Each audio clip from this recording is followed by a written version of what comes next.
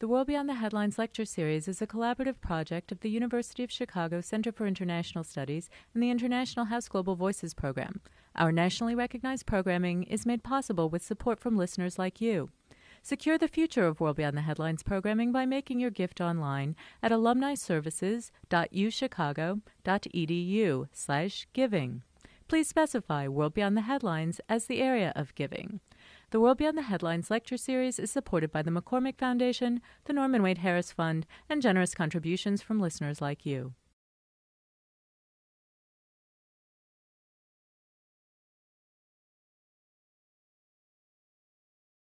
Good evening. Thank you all for coming out tonight.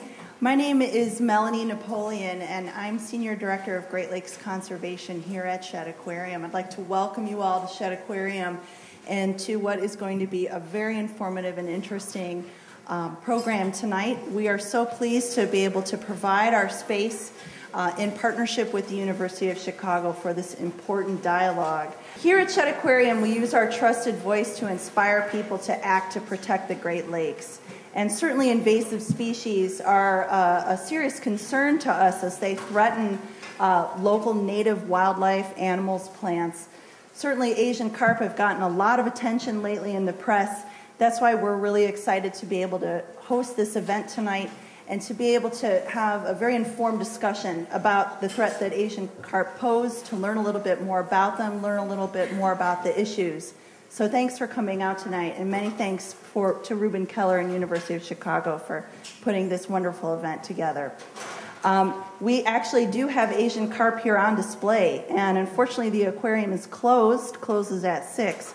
But if you have an opportunity to come back, I'd encourage you to come by our local waters gallery, visit the Great Lakes Invasive Species exhibit, and get right up close and personal to these critters so you can see really what we're dealing with. So without much further ado, I'll turn it over to Ruben. Thanks again.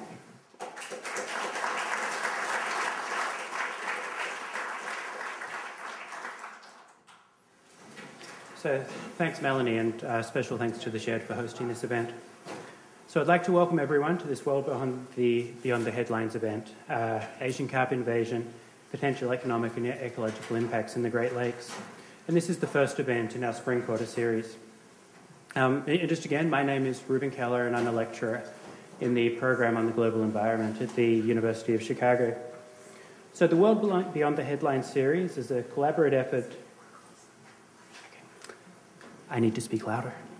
The World Beyond the Headlines series is a collaborative effort between the University of Chicago Center for International Studies, International House Global Voices program, and the Seminary Co-op bookstores.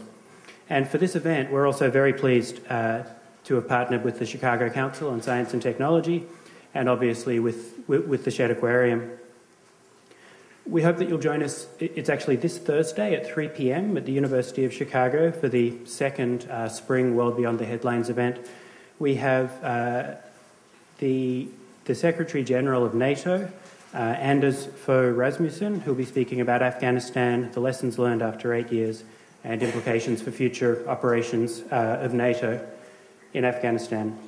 Additionally, the University of Chicago Sustainability Council and the Chicago Environmental Policy Association will host a discussion about Asian carp, and in particular the potential for closing the locks on the waterway.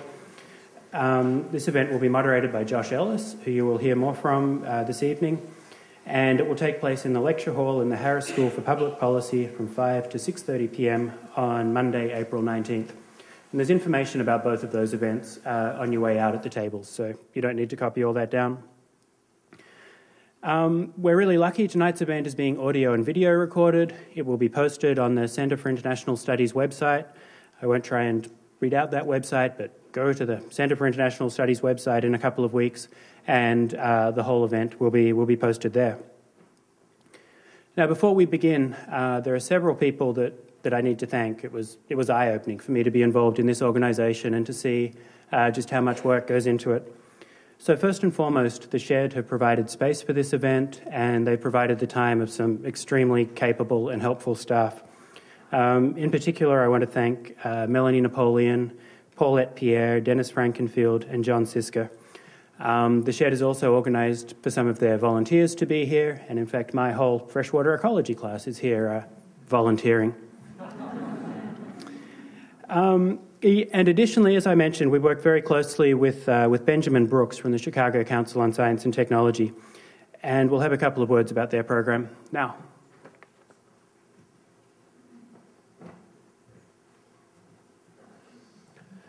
Thank you, Ruben.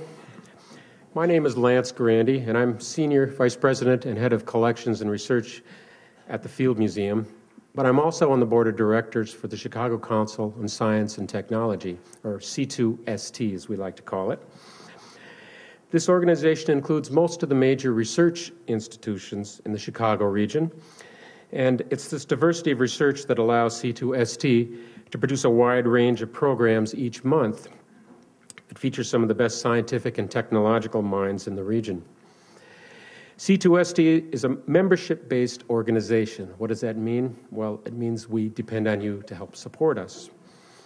So we encourage you to be a member and help promote public discussions about scientific issues like the one we're going to hear this evening. Our next program, Women in Science, is a day-long symposium that's going to take place on the Chicago campus at Northwestern University on April 17th. And for more information about this program and other programs in C2ST, please see Justin and Jillian, two of our staff members, at the back on a table in the lobby. Thank you, and I'll turn it back over to Ruben.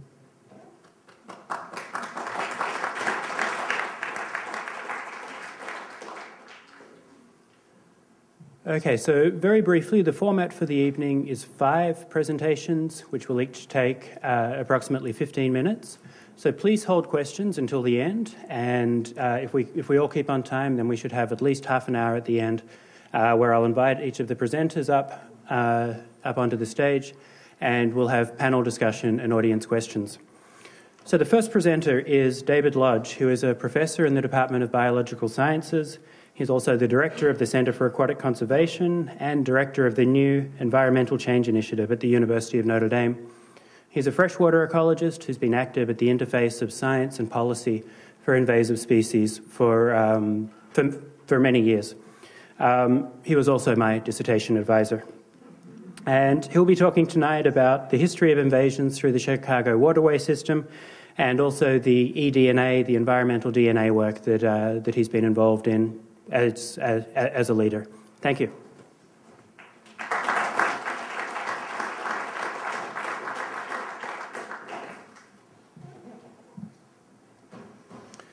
Thank you very much, Ruben, and the other organizers in the Shedd for a great venue and a program during which I hope to learn a great deal from my other speakers and from you in the audience. Look forward to the discussion period afterward.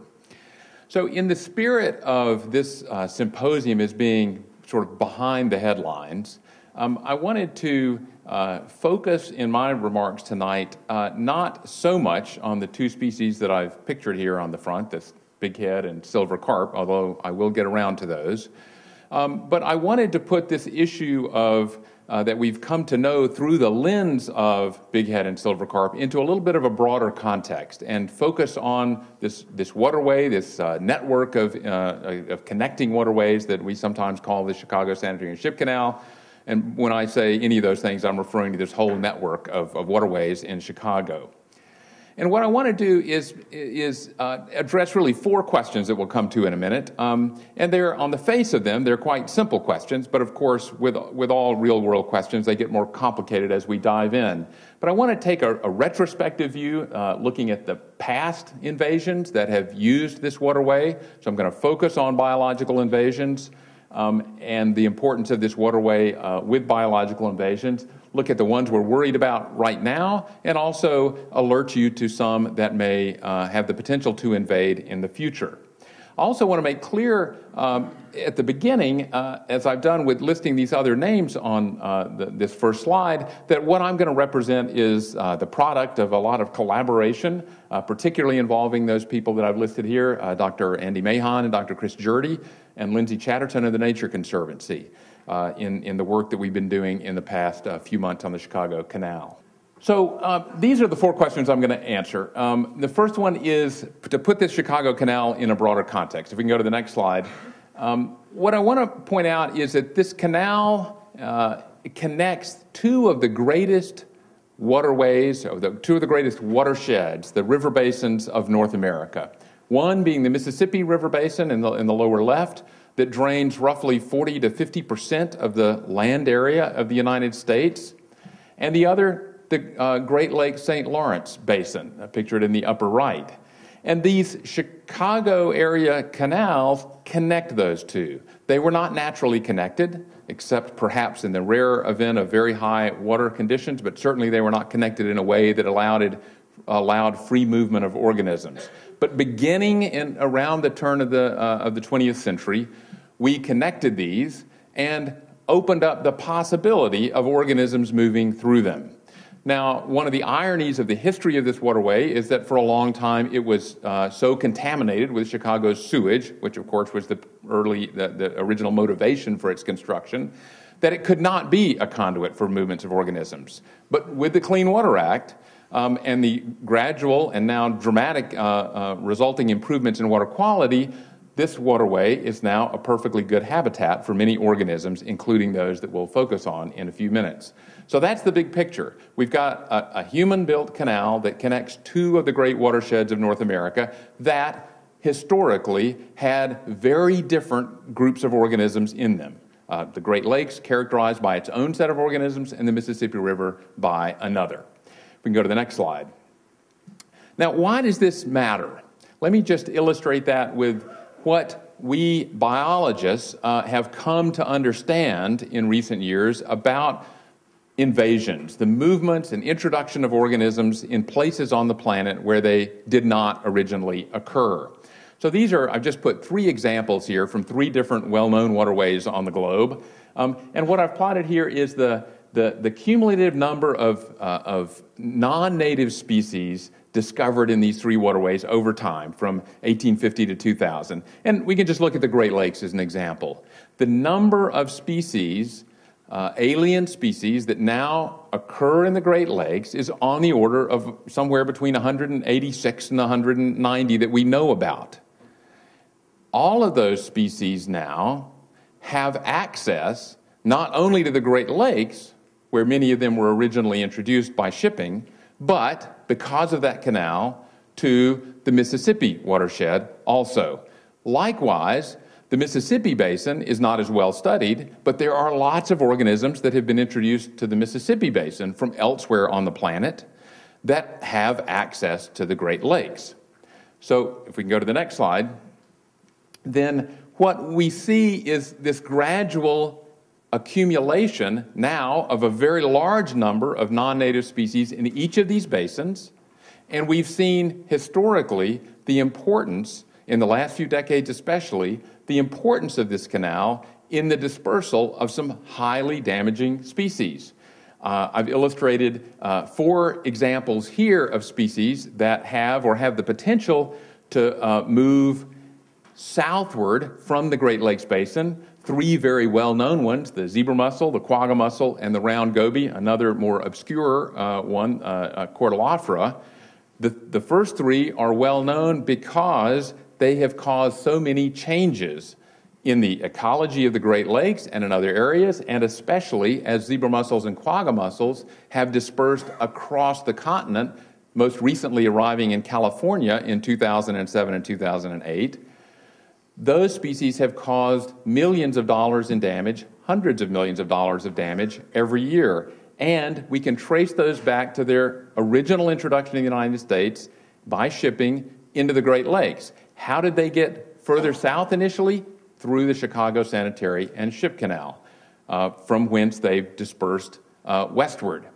So the canal has a history of being used by species that we have already experienced to be highly damaging and disruptive to human society, to our economy, and to the environment. If we can go to the next slide, there are also many species, as I suggested with the graph from the Great Lakes. There are many species that, if you will, are poised, have the potential to move in each direction. Let me give you some examples, and if we can go sequentially through a series of slides, and you can sort of keep going here as I talk about them. The next slide. So I've illustrated here just a few selections. This is the spiny water flea, which is introduced first into the Great Lakes. It occurs in the Great Lakes now, but of course, it too could use the canal to disperse southward like zebra mussels, quagga mussels, and round gobies have already done. Or we could think of water chestnut in the next slide, a species of plant, an aquatic weed that has been highly damaging, on which many dollars are spent every year to control in other parts of North America. If it were to disperse southward, vast new areas, the Mississippi Basin, could be opened up to further damages that would be quite costly to human society, disruptive of recreation, disruptive of fisheries, and so forth. In the next slide, an example to illustrate, there's a bloody-looking fish there, to illustrate a whole variety of fish pathogens and parasites that occur in the Great Lakes Basin, but not yet in the Mississippi, and we could also say the same in reverse. So we not only have fishes moving through, but of course the possibility of fish diseases moving through. Next slide. The New Zealand mud snail, a species that has been very disruptive in some other parts of the world. It occurs in the Great Lakes, has not become really a nuisance in the Great Lakes. It could, maybe it won't, but it could, and it could certainly disperse into habitats that would be very favorable in the Mississippi Basin. Or the next example, if we can go to the next slide, the bloody red shrimp, one of the more recent invaders in the Great Lakes. Again, no reason why it couldn't use the canal to disperse southward. Or if we now start thinking about species that exist in the Mississippi Basin and could move northward, if we look at the next slide, we've got our bighead carp, which we'll hear a little bit more about in a moment. Next slide. Silver carp, next slide. Brazilian waterweed, a whole variety of aquatic plants that are known from unfortunately long experience in other parts of the world, in other parts of North America, could be very disruptive and costly if they invade. We could also add Eurasian river ruff to the species that could move southward from the Great Lakes to the Mississippi. We could go on, as remember that graph that I showed you, 186 species in the Great Lakes. We could go on with examples of species that could move in one direction or the other. My main point in going through this is we know this has happened in the past, zebra mussels, quagga mussels. We know it's going on now with silver carp and bighead carp. We know there are lots of species that could do this in the future. This whole issue should not be framed, and this is my important point, this whole issue should not be framed in terms of silver and bighead carp only. It's about lots of other species, and depending on how long-term a view you want to take, it's about many species. If we can go to the next slide, please. Forgot there's a snakehead. That one also could be coming northward. Northern snakehead. You can see one of those in the shed, too, if you come back. So now I want to begin to focus on the carp. So I've just made the case that it's not just about carp, but of course the reason we're all here having this symposium this year is because we've been focused on Asian carp, or rather Asian carp have focused our attention on what I hope I'm convincing you is a much broader issue.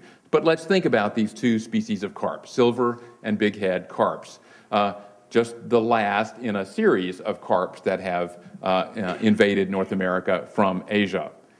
So how close are they?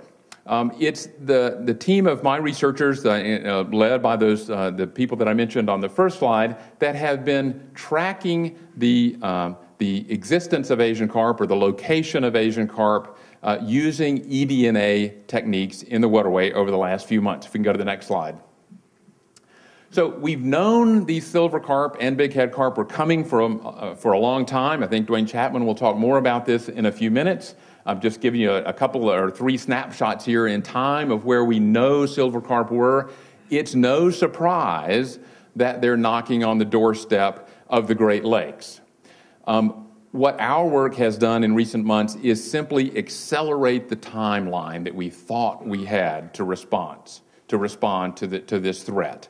What we've discovered using this eDNA technique that I'll explain in a moment is simply that they're more advanced than we thought they were. But that's a difference of 20 or 30 miles. So we knew they were coming. Next slide. So what do we mean when we're talking about eDNA? Think about this as the environmental protection equivalent or human society protection equivalent, whatever your perspective is, of what forensic scientists do every day. They gather evidence from crime scenes to see whether they can detect the DNA that indicates the presence of a suspect at a crime scene. We're used to making important decisions on this kind of evidence every day. We send people to jail on this kind of evidence. We get people out of jail on this kind of evidence. So all we've done is apply this kind of approach, existing technology in some novel ways, to detect whether or not silver or bighead carp are present, or rather whether they are. The not is a little problematic. I'll be happy to go into that later. So all we're doing is taking a water sample, filtering that water sample, capturing whatever little bits of tissue that Asian carp have left in a trail behind them, just as you and I leave a trail of bits of tissue and DNA behind us. We're simply detecting that. And one of the things that we think is working in our favor with these fishes is that their feces float, and with feces come some cells from the intestinal lining of these fish. So that may be one of the things we're detecting. No matter where exactly the tissue comes from, we're detecting the DNA from either silver or bighead carp, not from any other fish. In the next slide, this is where we found the DNA. It's no surprise to anyone, even before we got involved, that silver and bighead carp were down here in the southern parts of the waterway. What our work has done in the last few months, supported by the Army Corps of Engineers, is to discover that the DNA of the fish are present in these upper waterways, just south of the electric barriers, and most disturbingly, above the electric barrier. And the worst news that we have had to deliver is the discovery of eDNA of silver carp in Calumet Harbor, so open to the Great Lakes. So again, what we've done is simply reveal the presence of the fish far more northward than they were thought to occur previously, including, importantly, above the electric barrier. So we can come back to this pattern and what it means and what it might not mean, or how they got there, and I'll go into that in a minute, but I'd be happy to entertain questions about this later. So if we can go to the next slide. I do want to spend just a couple of minutes on thinking about how did they get there. They're above the barrier. What does this imply for how they got there? And that's important to know, because what does that imply about what we can do about it? So if we go to the next slide, I want to throw three possibilities out there for how the carp got there. One is, if we can go to the next slide, that they circumvented the barrier, either because the barrier isn't 100% effective, or because the barrier is not operating 100% of the time, or because the barrier was circumvented by flooding that connected the Des Plaines River and the canal itself. There are a number of possibilities that would have potentially, we don't know this for sure, but potentially would have allowed the fish to circumvent or go through the electric barriers. A second possibility is that these fish, particularly juvenile fish, might be used as live bait, and if they are, they might be released or escape from anglers using them for live bait. In the third possibility that I think is most, these are three of the most plausible possibilities. The third one in the next slide is released by humans. It's not a surprise. It's well known that there are some cultural practices, sometimes called prayer release, involving the release of live Asian carps.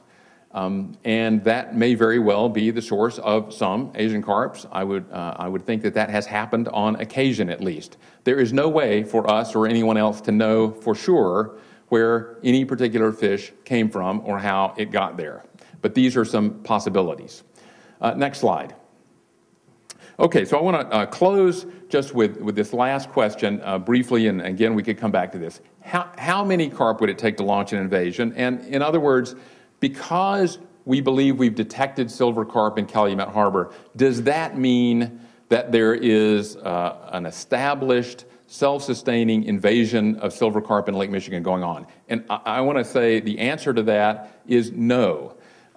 We can't know for certain, but there are good reasons to think that the release of a few individuals or the escape of a few individuals would not necessarily initially cause an invasion. It's also important to recognize that we have not found any evidence that bighead carp are in Lake Michigan. So again, we can come back and talk about this later about why I think this, but this is very important. The game is not over if the goal is protecting the Great Lakes from invasion. I believe what our results and our surveillance show is that it is just more urgent than we thought previously, more urgent than ever, to prevent additional individuals from entering the lake. It's a numbers game. The more individual fish that get in the lake, the more likely a self-sustaining population, what we biologists would refer to as an invasion, the more likely that is to happen, the more individuals escape into the lake. If we can finish with the next slide, just want to remind you that when we're talking about the waterway, it's not only about Asian carp. If you can just flip through that carousel again quickly, just to remind people it's not only about Asian carp. And you can think of this as if we're playing roulette. We're spinning this roulette. Which species is going to use the canal next is hard to say, but it is a certainty that additional species will use the canal if additional management actions are not taken. Thank you.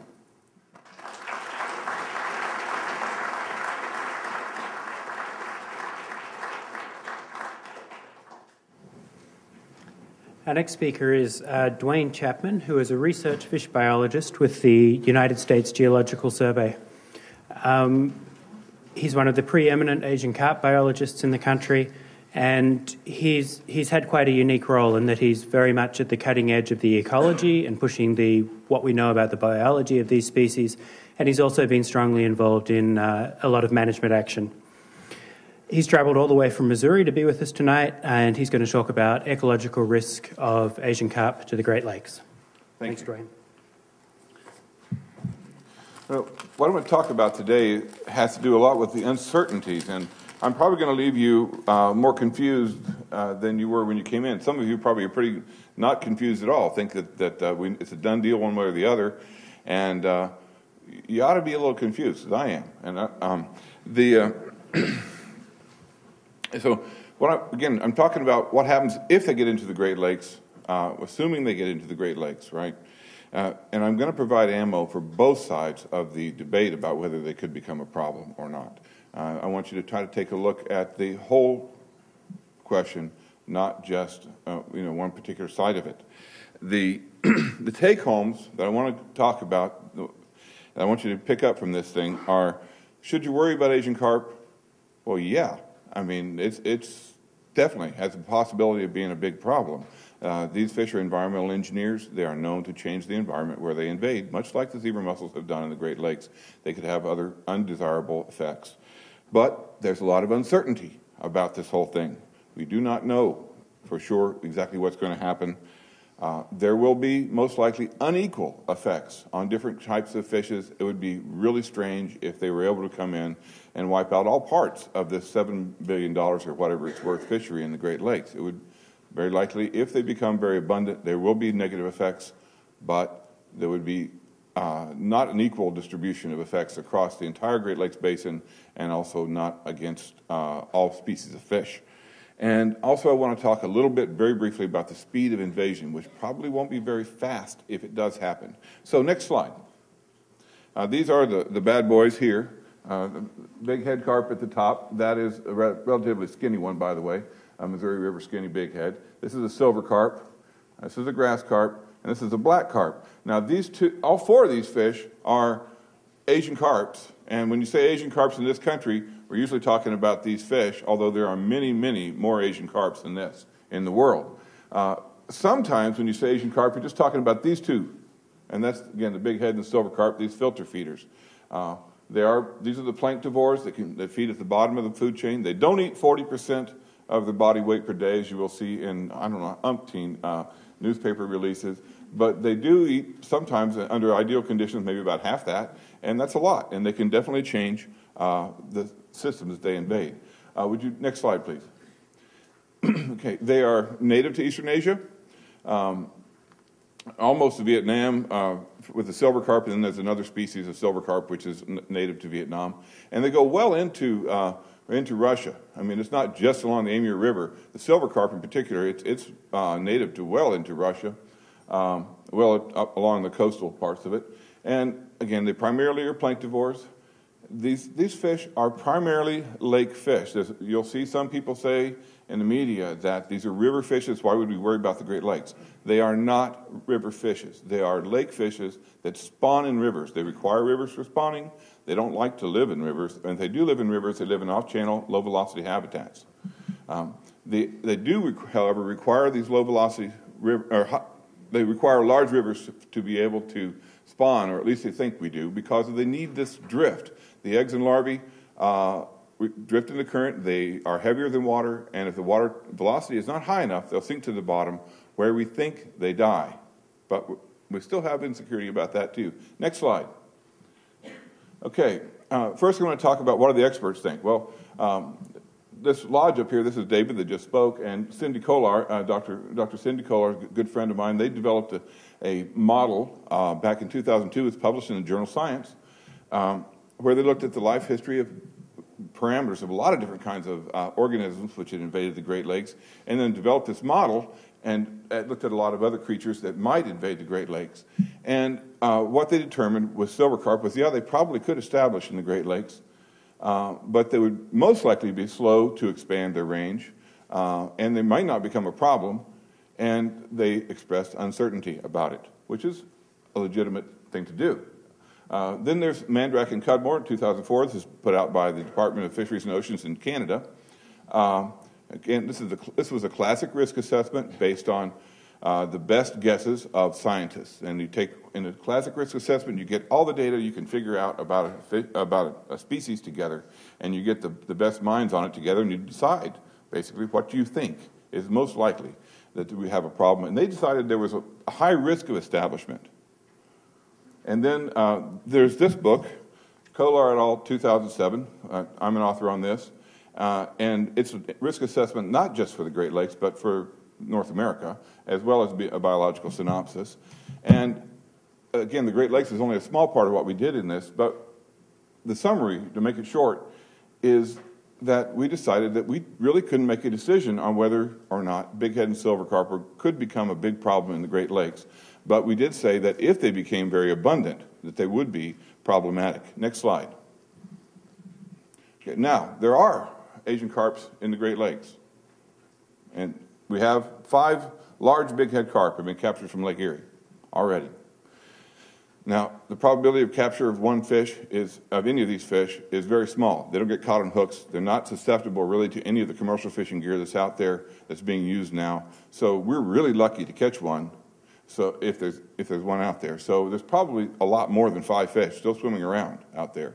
And I have had reports of people who had seen them. These were very large, healthy fish. They were extremely fat fish, twice as fat by condition factor as my fish in Missouri. These were very healthy fish doing very good. And this was after the biggest one there was captured 12 years after the discovery of zebra mussels in the Great Lakes, which means that we were already seeing impacts on availability of planktonic food for bighead and silver carp by the time that these things were caught. So now we've got all these fish in the Great Lake, in Lake Erie, and we've not seen any spawning. No young fish. No evidence of spawning. What does that mean? Next slide. Well, all it really means is that we know that bighead carp can do well in Lake Erie. Individual ones can do very well, and they are very healthy fish. We did find that most of those fish, by the way, were caught in the open lake. None of these fish were caught in rivers. We don't know if the bighead carp would be able to do as well in the larger, less productive lakes, like Lake Michigan. We don't know that yet. There's no known reproduction. Now, to what do we attribute this? Is it because there's not enough fish? Maybe they haven't been there long enough? Or maybe they can't do it. Well, really, we haven't had a good test yet. And I'll be talking more about some of these different reasons as we move through this. But really, the answer to that question is we don't know yet. Next slide. Okay.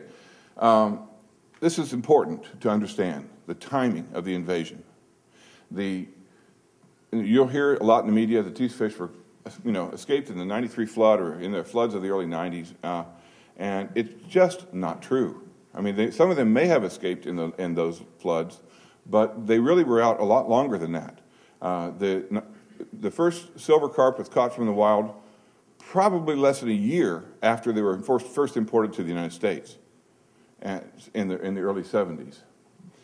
The bighead carp weren't actually captured from the wild until 1982, but like I said, these fish can exist under the radar for a long time. I believe they were probably present in the wild for a lot longer than that.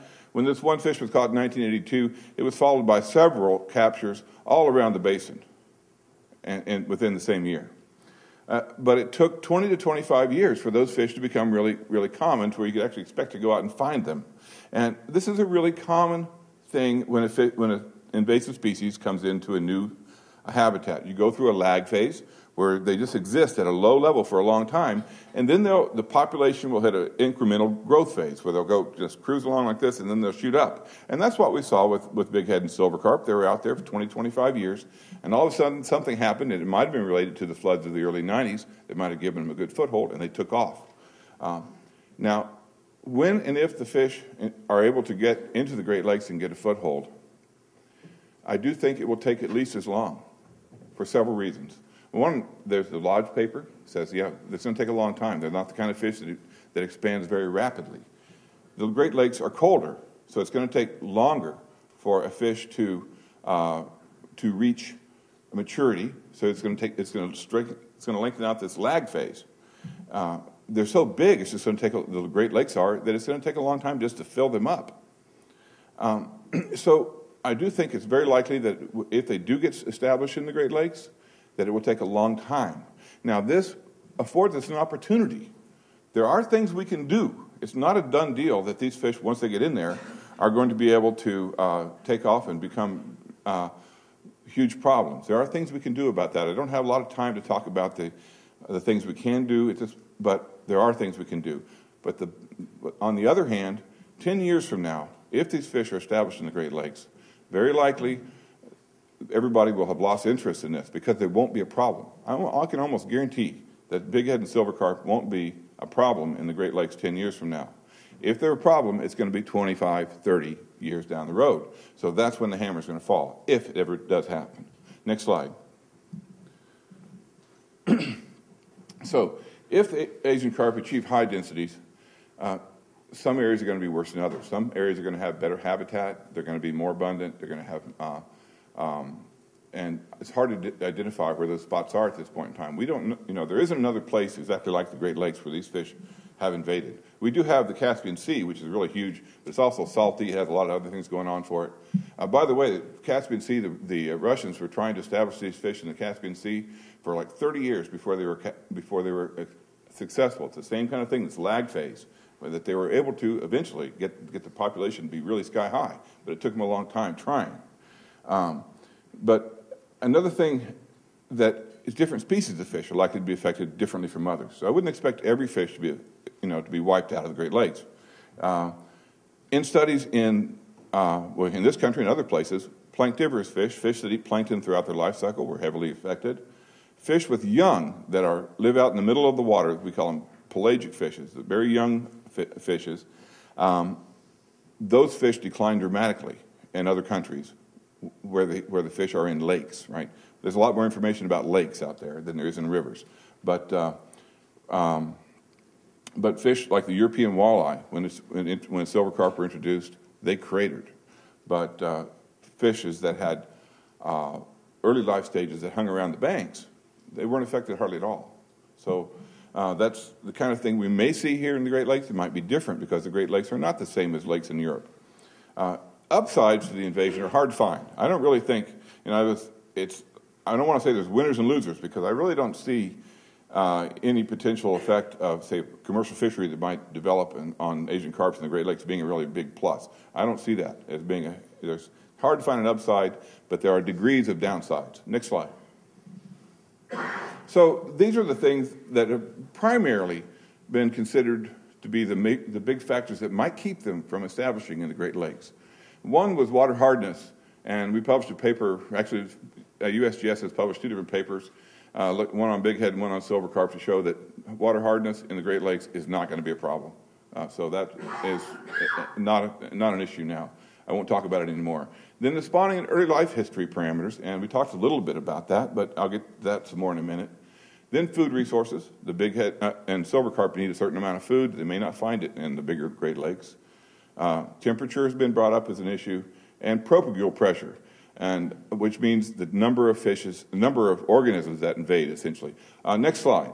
We're going to start those from the bottom and go back up that list.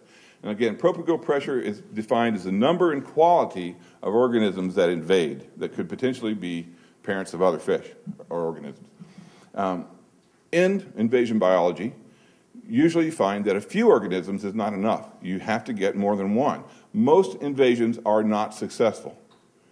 Many times, an introduction has to happen multiple times and lots of organisms for it to become successful to invade. Only about 10% of introductions of invasive species are actually successful. But if you increase that number of organisms that are getting in, the chances of that invasion go up. Again, the size of the invaded environment is really important too. Invasions of only a very few organisms of terrestrial organisms on an island have been shown to be very successful in taking off, because they have a much smaller area that they're invading. But if you take that same number of organisms and drop it in on a continent, you're not going to have the same chance of invasion. So the Great Lakes are a really big place to try to invade. So there's some other reasons too that I don't have time to get into, but the number of organisms is extremely important. But we always have this chance that the right 2 fish could get together at the right place with only 2 fish. It's possible, but not very likely. Next slide. Okay, moving on. Another thing that might help us out is that carp are thought to be mass spawners. When we do see them spawning, there are tremendous numbers of fish all together in the same place. We don't really know how important that is. Do they need to have all the pheromones released to be able to get a lot of fish together to really pull off a spawn in the wild? We don't know. We can spawn 2 or 3 fish in a tank in the laboratory, but we don't know about the wild.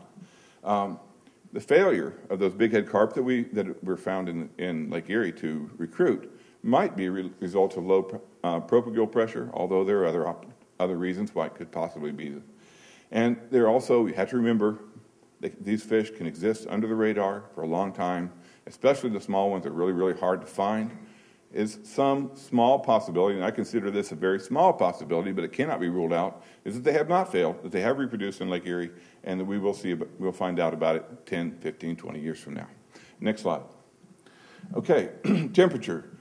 Again, temperature is not likely to stop the invasion of, that is, keep fish from surviving in the Great Lakes. They will be able to survive the temperatures that are there. But there are other parts of the life cycle that temperature might affect. If the development of eggs and larvae is slower, so if they have a cold river they're spawning in, it's going to take a longer river. So these things could add up to be able to keep the fish from successfully invading. Next slide. And these are scary slides, but what they are pictures of the temperature from the native ranges of these fish and brought over and slapped onto to the United States and North America.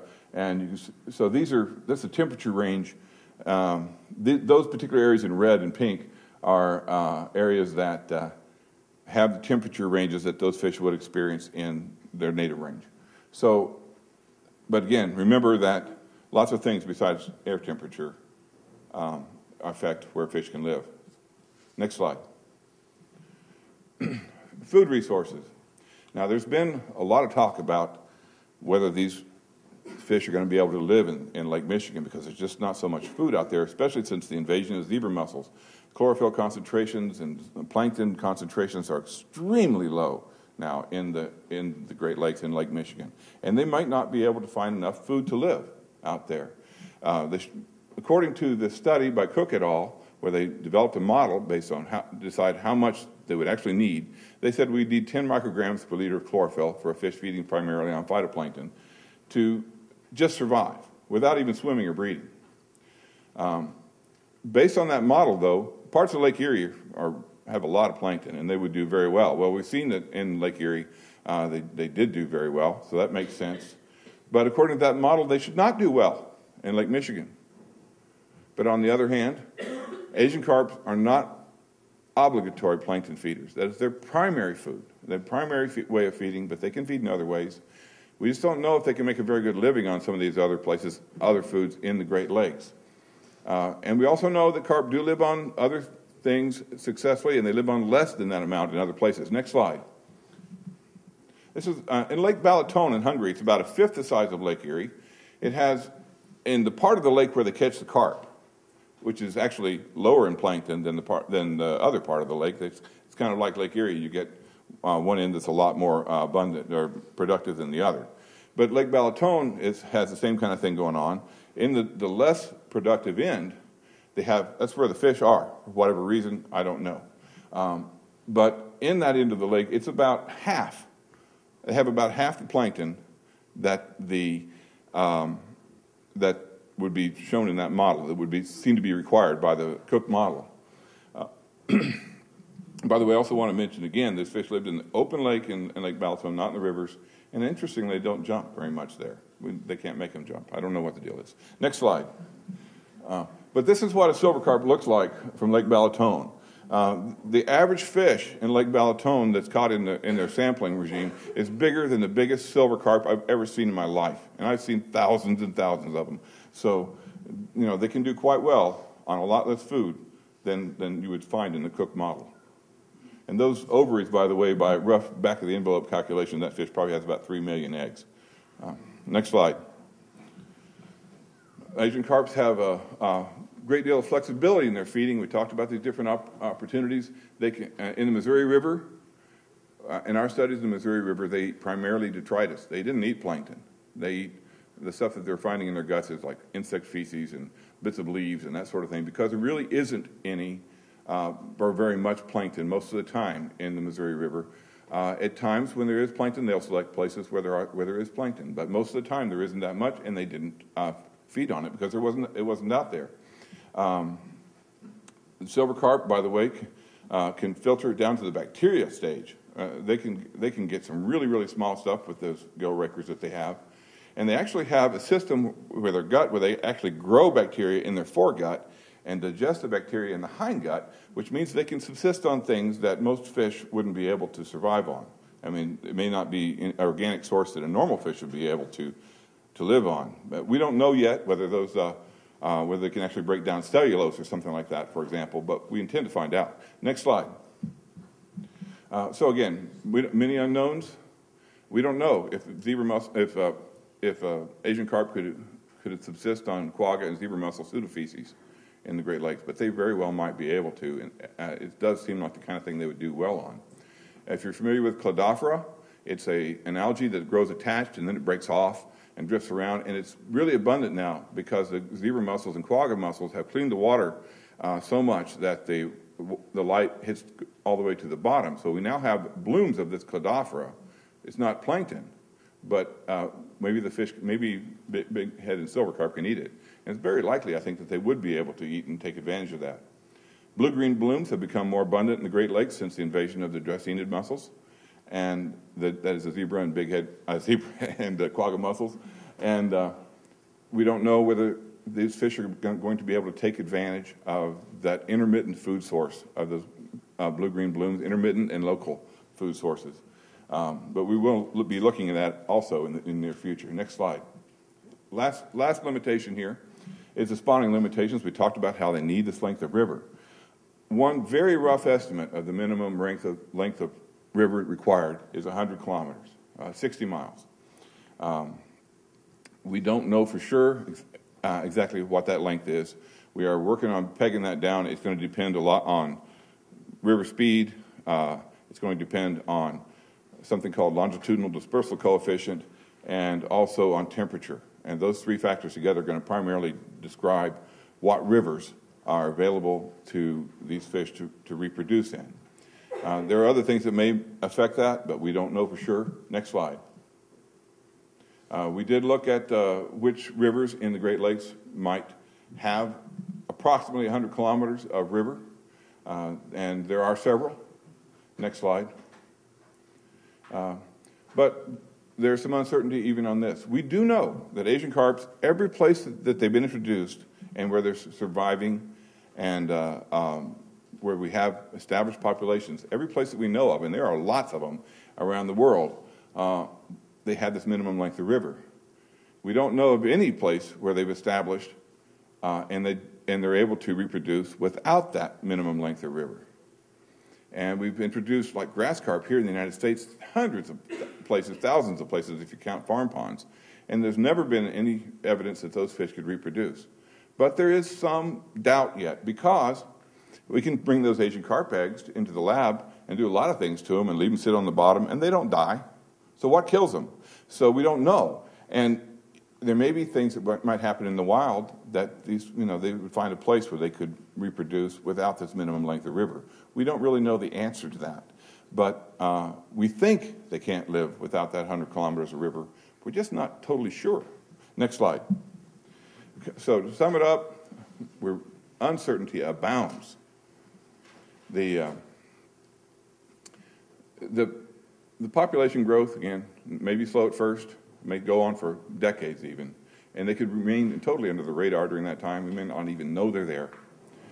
But it's important to remember that a few fish getting into the Great Lakes doesn't mean it's game over. There are things we can do if they do get in, and a few fish doesn't mean that we have a population that's going to be self-sustaining. The Jurassic Park theory, life always finds a way, is not true. Most of the time, things do not survive. 90% of the invasions, introductions, do not survive. If life always found a way, we would not have endangered species. So this, you'll hear that, I'm sure, in the future. It's not true. Next slide, last one.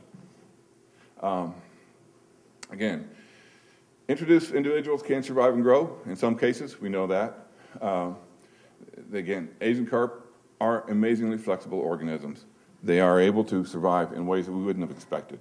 My good colleague, recently deceased, Bulu, was remarking to me, he's one of the real Asian carp biologists from China, and he was remarking to me that he just still couldn't believe that Asian carp could survive in our American river systems because they're so different from the types of systems in which they were evolutionarily developed. But so anyway, again, also some sectors less likely to be affected, and will they establish? Still don't know. We don't know for certain, and we don't know whether there'll be a problem. But should you be worried? Yeah. Next slide. That's it.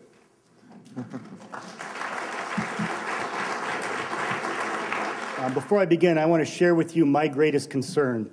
I cannot begin to describe to you how many hours a week that I work, think, and worry about Asian carp. You might have seen that their eyes are at the bottom of their faces. I believe that if you see me here on this stage 1 year from now, my eyes too will be at the bottom of my face. Again, I'm Bill Bolin from US EPA. I'm a senior advisor in the Great Lakes National Program Office. But as I stand here before you, I want you to be aware you're not looking just at US EPA up here. You're looking at the Army Corps of Engineers. You're looking at the Coast Guard. You're looking at Fish and Wildlife Service. You're looking at the City of Chicago, the Metropolitan Water Reclamation District, the state of Illinois, the states of Indiana, and many Canadian provinces.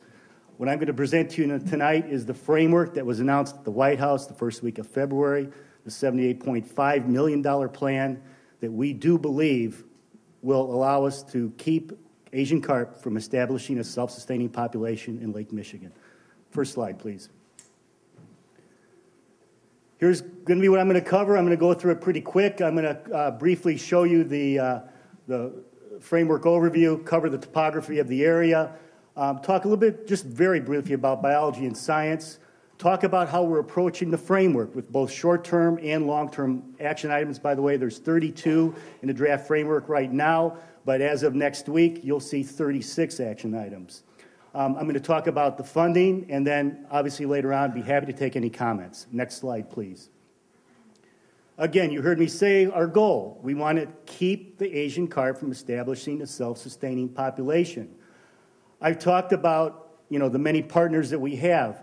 As many of you know, there's current litigation going on with the Supreme Court, filed by the state of Michigan and joined by their states and 2 Canadian provinces.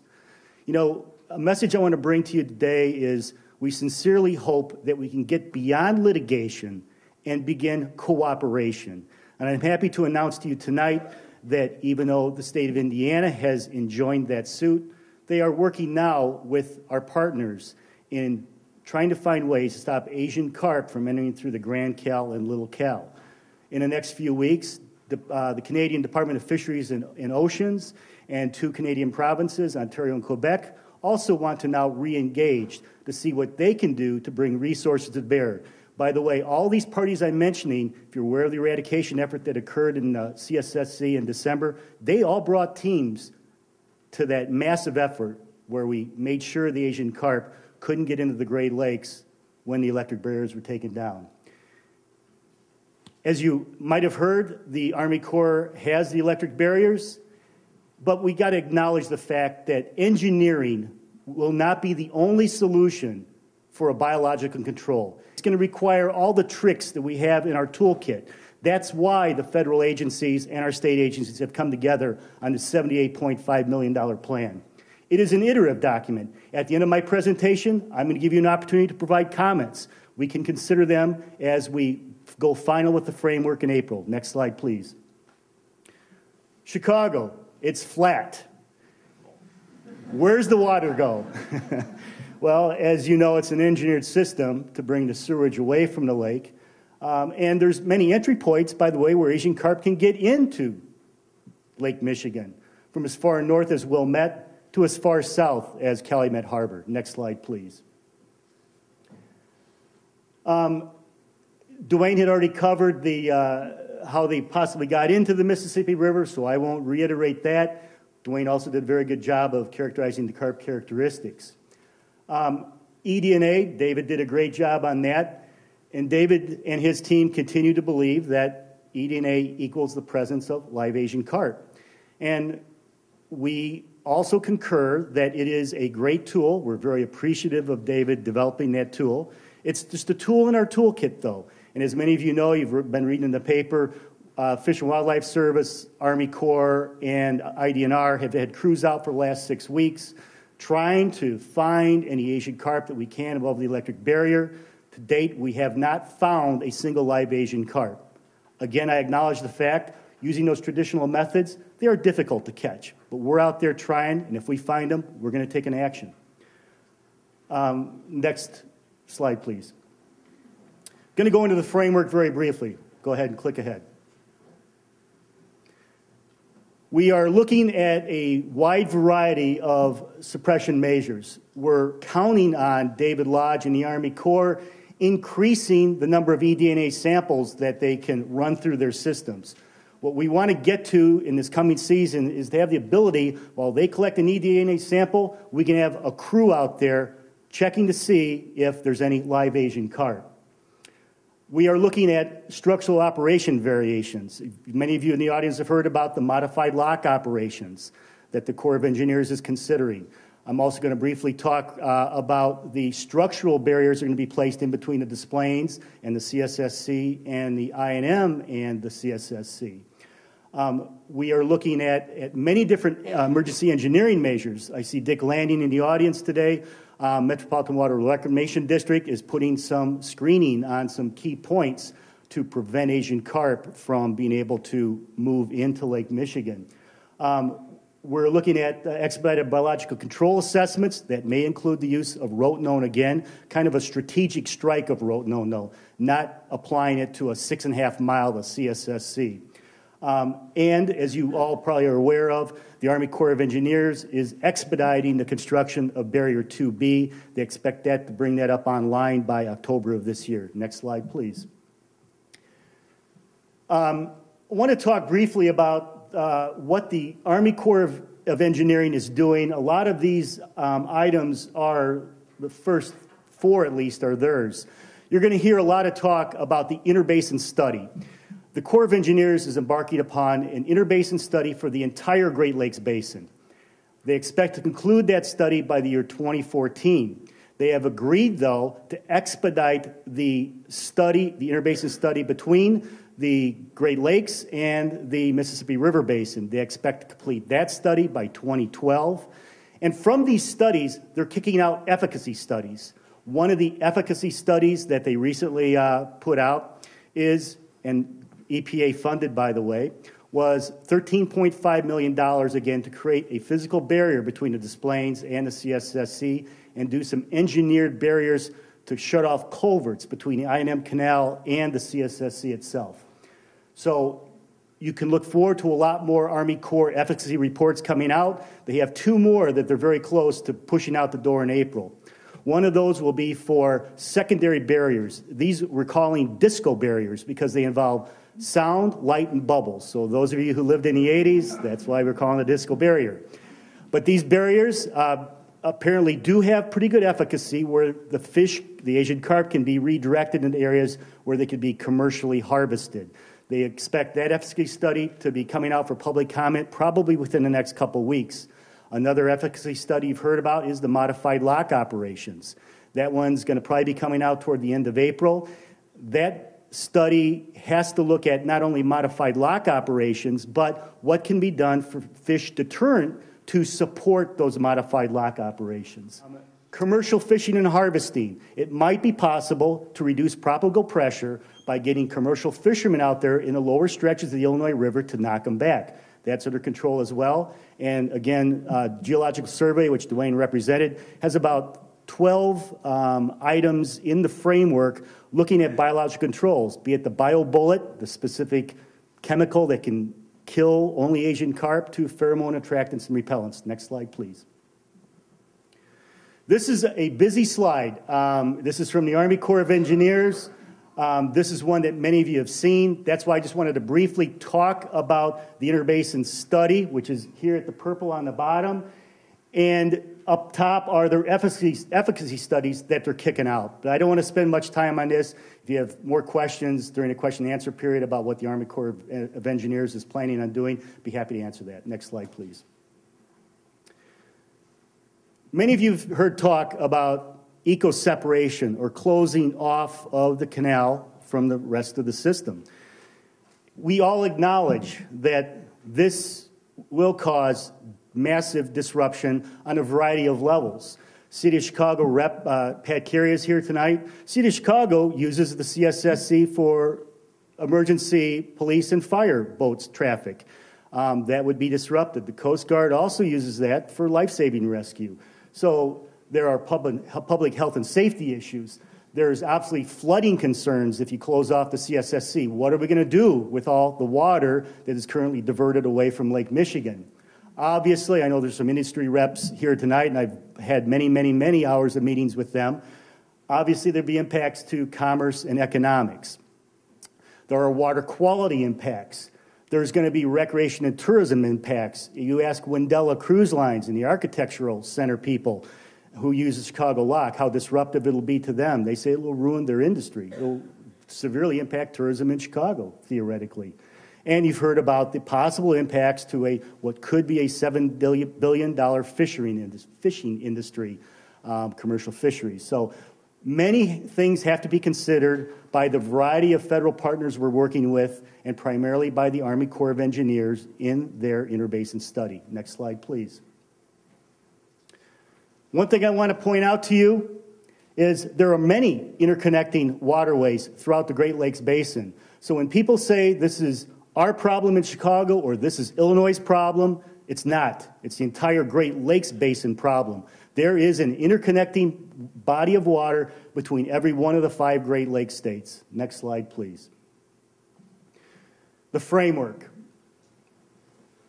It was announced by the White House the first week of February. What a week that was in D.C. I've spent many weeks in D.C. The snow was truly unbelievable. In fact, if you might have heard of a press conference on the lawn of the White House, there was a press conference, but it was on the snowfield of the White House. The framework is broken into short-term action items and long-term. It's really balanced. Short term, we're trying to get these things accomplished within the next 60 days. Long term, we'll go at least to this fiscal year, if not even into out fiscal years.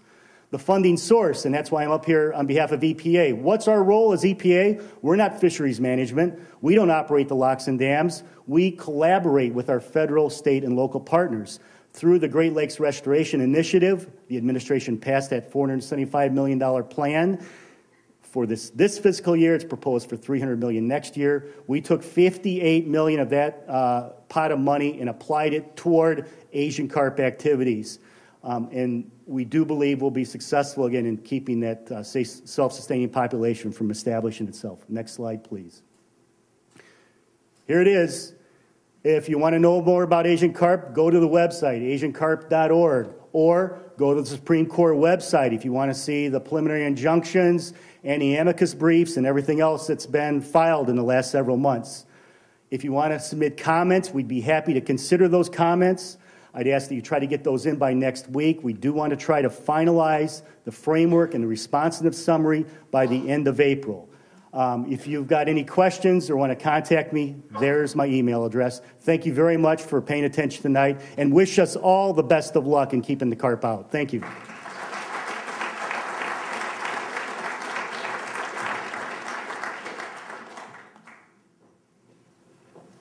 Thanks, Bill.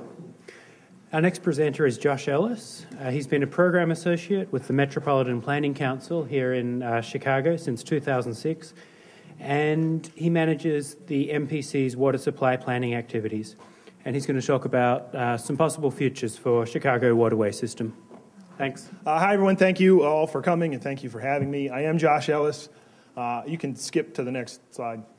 The Metropolitan Planning Council has been around now for 75-plus years. And I would like to think that I've inherited some of that sort of historical view on the development of the Chicago region, our interaction with Lake Michigan, our interaction with the Mississippi River, and the connections that are formed by the waterway system.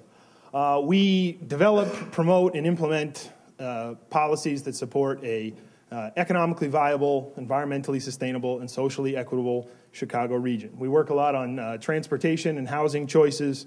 I work a lot on water supply and stormwater issues.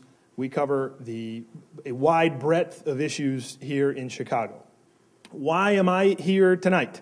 I really know not too much more about carp than most of you do.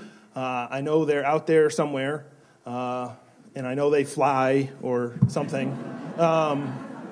if agitated by boat wakes. And I know there's one a couple feet away from us in the aquarium that you should all take a look at. I'm not a carp expert. Carp's going to show up one time in my presentation. I'm here to talk about the Chicago area waterway system, how it makes interbasin species transfer possible, how it makes freight movement throughout the system possible, and how it makes a whole host of other things possible. I'm here to talk about how it worked in the 20th century, why it worked that way in the 20th century, what our 21st century goals should be, and how, as we take long-term approaches to this carp issue and to other invasive species issues, we might want to be considering our other 21st century goals for that waterway system. The waterway system, as it is typically described, is the canals that have been mentioned here, the Ship and Sanitary Canal, the Cal-Sag Channel, as well as some actual rivers. And those rivers have been channelized for the most part, but they are rivers. The Chicago River, that's right out there, the North Branch, the South Branch. This is a complex system. When I think of the Chicago area waterway system, CAWS, which you're going to see throughout the presentation, I also think of the incredibly, incredibly large system of pipes that pumps Lake Michigan water throughout the region, well beyond the city limits of Chicago. The city of Chicago itself has 4,200 miles of pipes to move Lake Michigan water around. That's just drinking water. That's before it becomes sewer. That's before it becomes wastewater and stormwater. That's 4,200 miles of pipes, and that's just in the city of Chicago. This is an immense man-made system to move water around the system, and it all ties back into what we want out of this waterway system. Next slide. All right, here's just a map. Here's just a map and some explanation of what I think the original goals were in reversing the river All right. Obviously, we were putting, most of you know, we were putting our wastewater into Lake Michigan and then pumping water out of Lake Michigan and then drinking it. This is pretty nasty to think about. Lots of people were getting sick. It was not a sustainable practice. And so reversing the Chicago River, connecting these two basins, somewhat ironically, is considered one of the great environmental accomplishments of the 20th century. And now here we are in the early days of the 21st century, faced with a whole host of environmental problems that resulted from it. As you can see, there were some river systems that have now been connected. The red lines there indicate locks, control mechanisms that boats pass through, water passes through. And we'll see maps later that show where some of our wastewater treatment facilities are. There's going to be a whole series of maps in this presentation. They all look kind of similar. The other point in reversing the river and connecting the two basins was to establish Chicago as a hub of freight movement. We have a majority of certainly in 1900, a majority of the nation's rail system went through Chicago. This was an opportunity to have waterborne freight moving through Chicago as well. It had the opportunity for intermodal transfers from boats to rail and to roads. And this was sort of a secondary goal in creating this system. These were, as far as I'm concerned, and I wasn't here in 1900, the two goals that sort of informed the reversal of the river and the creation of the system. Next slide. Now, thinking about those goals, we have to look at some of the positive and negative consequences from them. Here we go, another map. Okay. Doing that fundamentally changed the hydrology of the Chicago area. This entire gray area here is what is called the diversion area. Okay? This morning when it was raining, last night when it was raining, all of that water, all of that rain, as soon as it hit the ground, became stormwater. So it's nice rain in the air and it's problematic stormwater on the ground. That gray area indicates the area from which, before the river reversal, all of the stormwater would have filtered off into one of those rivers and eventually to the lake. There is an area directly along the lake, where we're standing now, where that stormwater would have gone directly into the lake. Okay? But this area here is what is now drained. This is our diversion area. And so when we talk about the diversion from the Supreme Court, this is what we're talking about. We'll talk a little bit about stormwater here in a couple minutes, but it's important to note that all of the stormwater that falls in Chicago and runs into our combined sewer, our wastewater and our stormwater systems are connected. All of that stormwater counts as water we took out of Lake Michigan. It's part of our water supply, and we lose it every day.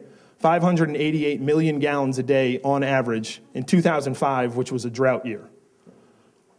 Next one. Oh, sorry, go back one. Sorry. And in 2005, it's important to note that we were using 88% of our allowable total. Now, this 3,200 cubic feet per second is actually a long-term average, and by 2020, it has to be down below that amount. We currently are down below that amount, and we've actually paid off our water debt to the other Great Lakes states. Not too long ago, 15, 20 years, we were well over our allowable limit at about 150% of the water that we're allowed to use from Lake Michigan. Okay. Also, important to note that in the waterway system, all this, the pretty water with the boats and the St. Patrick's Day stuff and everything, at any given moment when you're walking across Michigan Avenue and looking down into the water, that's 70% or more of that water is treated wastewater. It's effluent from our wastewater systems, okay? And there's also just some lake water in there to maintain navigation levels, but that is wastewater, okay, in our river, all right? And obviously the Stickney Water Reclamation Plant is the biggest in the world, treats immense amounts of our wastewater and stormwater, again, combined every day, and all of it goes to the Gulf of Mexico. Next one. Originally, Lake Michigan water was primarily used in the city of Chicago by Chicago residents and businesses. That quickly expanded with the expansion of our infrastructure system. And there's now this entire light blue area, most of Lake County, Cook, DuPage, all the way actually over into Kendall County and down into Will, now has access to Lake Michigan water. Okay? The population of our region is growing. We want more businesses to come here. We have this little thing called the Great Lakes Compact, which ensures that our water will stay here and not go to Las Vegas or China or anywhere else. We are going to have water in the future, but that means we have to manage it efficiently. We'll come back to this in a second too, but the areas out here on groundwater, some of that groundwater is deep aquifer water, which is sort of dinosaur water. It's really been there for a long time. It's deep underground. It's capped by bedrock. Those aquifers don't recharge in any sort of human time scale. And as you take water out, it doesn't really go back in. So we're effectively mining that water out. Fast-growing communities like Aurora, Joliet are reliant on those deep aquifers.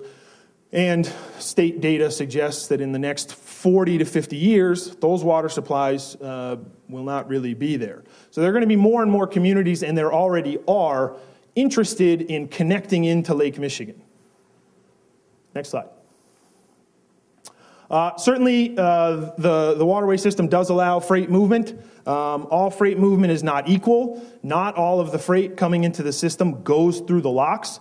Most of the freight that goes through a lock comes through Lockport, amazingly named, down here in the southwest corner of the region.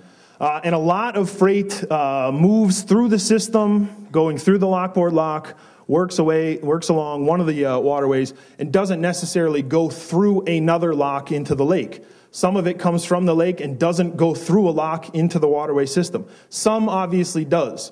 So obviously, altering lock operations in some way is going to affect a portion of the freight movement. Tourism and recreation, as the water got cleaner, largely due in part to the Clean Water Act and the good work at the Metropolitan Water Reclamation District in cleaning up that effluent that's in our river, tourism and recreation have become much more significant parts of our economy and our way of life and sort of calling cards for the Chicago region. That was not the case in 2000. It is certainly in 1900. It is certainly the case in 2010. Next one. And as I hope you're all aware now, this connection also makes interbasin species transfer possible. Here's just a list that I pulled off one of these guys' websites. And there's a map that I took off one of their websites too, showing location of zebra mussel sightings over the last 10, 20 years. That's what interbasin species transfer looks like.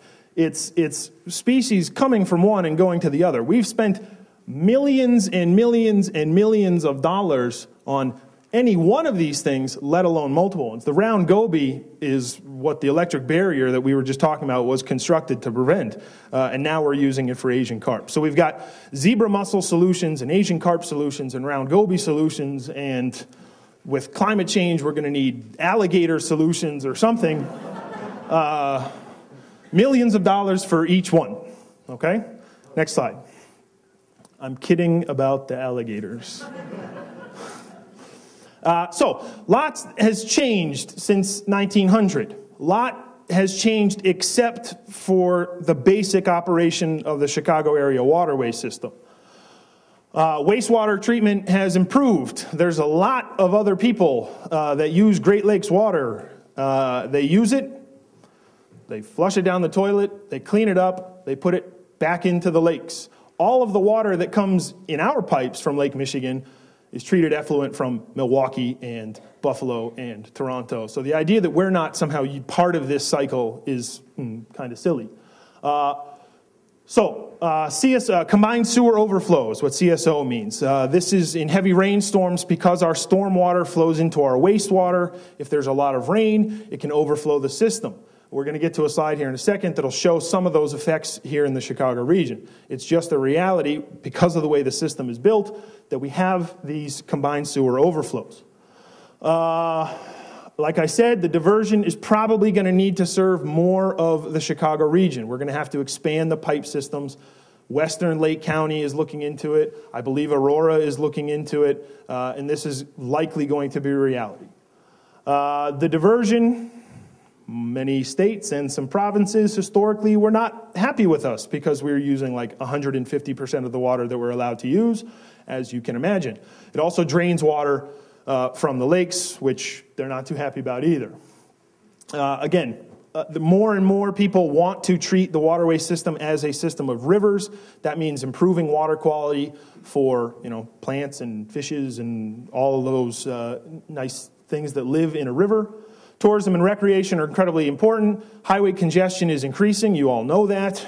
And so the opportunity to move freight along rail and waterways is even more important. And, interbasin species transfer. Next slide. So I would like to suggest that our goals for this waterway system need to be expanded. We had 2, largely about providing water for Chicago and about moving freight.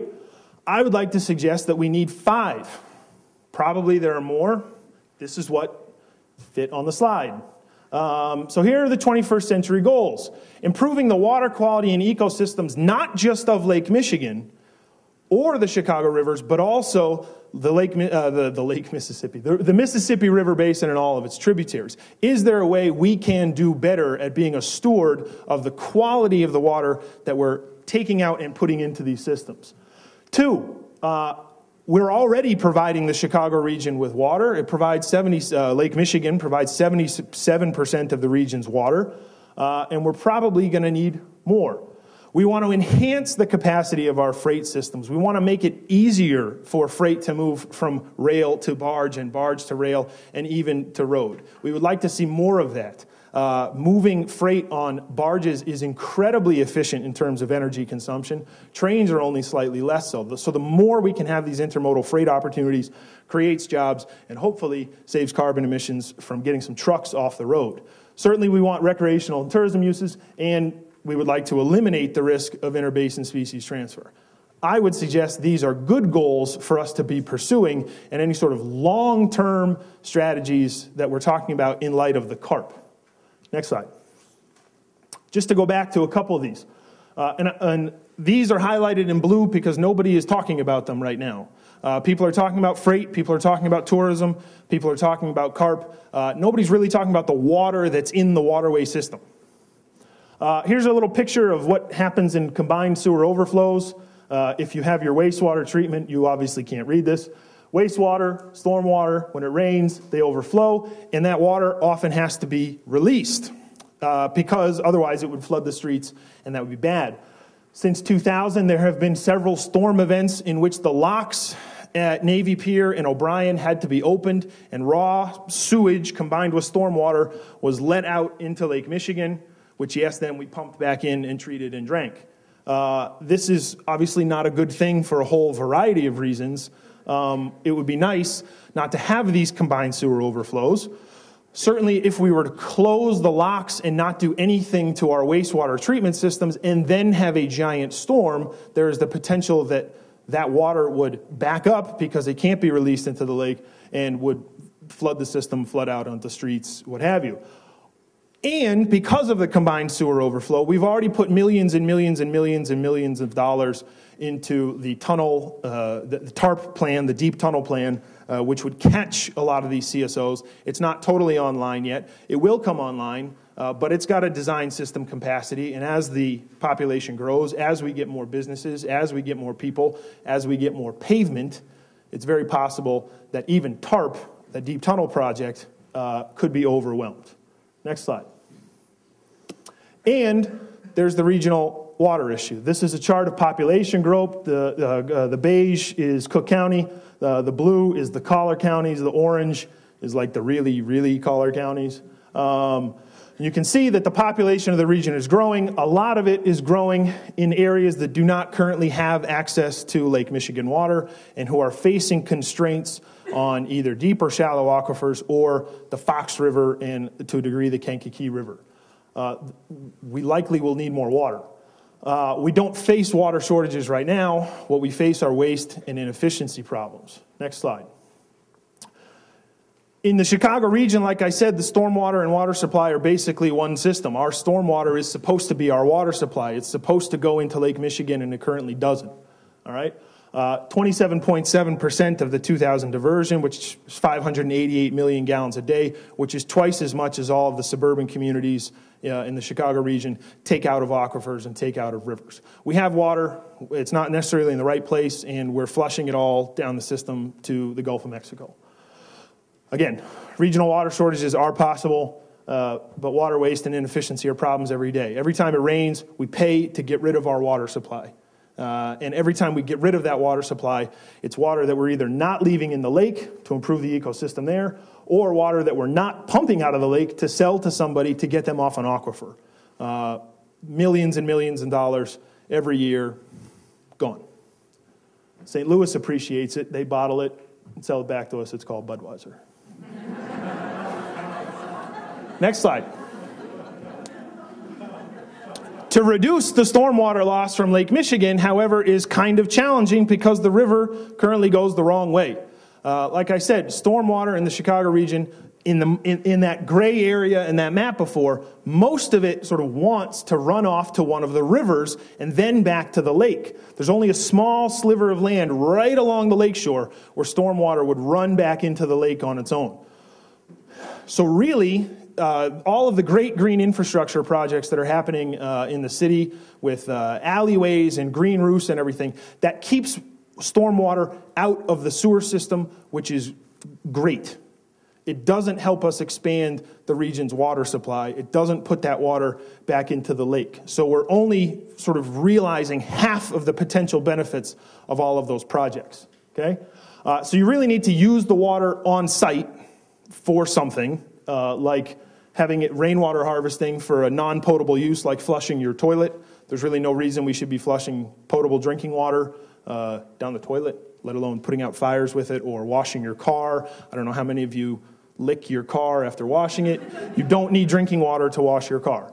And there are lots of innovative urban design strategies that could return stormwater to the lake. There actually are a couple places in Chicago where this happens already. The roof of McCormick Place, all the stormwater that falls on it gets filtered and goes directly back into the lake. South Lakeshore Drive, all the way down to the University of Chicago, the first wave of stormwater goes into the sewer system because it's got road salts and it's got oil and it's got nasty stuff. After that, it gets filtered and goes directly into the lake. There are ways we can return more water to the lake. But because right now only that thin band of land along Lake Michigan returns water sort of directly, it makes it a little challenging. Next slide. So here's my hypothetical scenario. And it's this kind of vision, not that I would call myself a visionary, but it's this kind of vision that I would like to think we could be talking about, not for what to do tomorrow or what to do the rest of this year, but what to do for sort of the long-term, 100-year growth of the Chicago area. What if we first improved our wastewater treatment to Great Lakes standards so that water could go back into the lakes? And then when we talk about ecological separation, there's lots of chemical opportunities and biological opportunities. Well, there's a physical one too. Build a wall in the middle of the waterway system. I know these fish can fly, but they can't fly that far, right? If we were to physically separate inland from the wastewater treatment plants at Stickney and Calumet, so right there and right there, and then allow the treated effluent to go back into the lake, you could actually leave the locks at Navy Pier and O'Brien open. I mean, tourism and recreation wouldn't be affected at all. They'd be able to go back and forth. And you'd have a physical separation to the inland side of the wastewater treatment plants, which are already providing the water. Make those physical separations your intermodal freight terminals. Make those places where it's highly efficient, very fast, for freight to be moved on and off of these barges to rail or to road. We can actually do a better job, make it more efficient, and move some of those current uses away from the lakefront, which then we could use for parks, wetlands, homes, things that we might want along the lakefront. Then we could re-engineer our streets so that more of them delivered stormwater back to the rivers, which would then flow back to the lake, increasing our water supply, and those physical barriers would stop the problem of an interbasin species transfer. Is this going to happen anytime soon? No, but we used to have big plans in this city. This was one of them back in 1900. We reversed the flow of a river and connected two mega hydrologies. We can do something like that again. Next. There's only a couple more. So, in theory, could that Quick. Yep. Quick. Could that do all this? Yes. Next slide.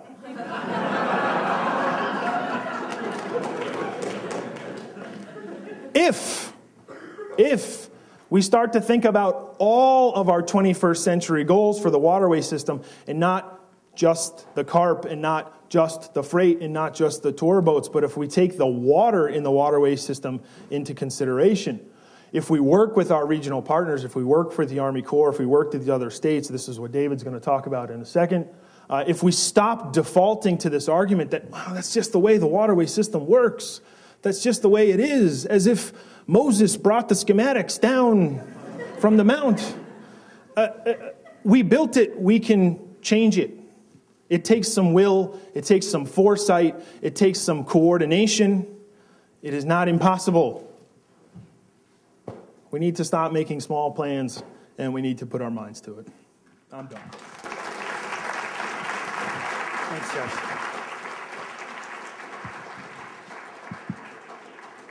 Okay, our final speaker tonight is David Ulrich, who's the Executive Director of the Great Lakes and St. Lawrence Cities Initiative.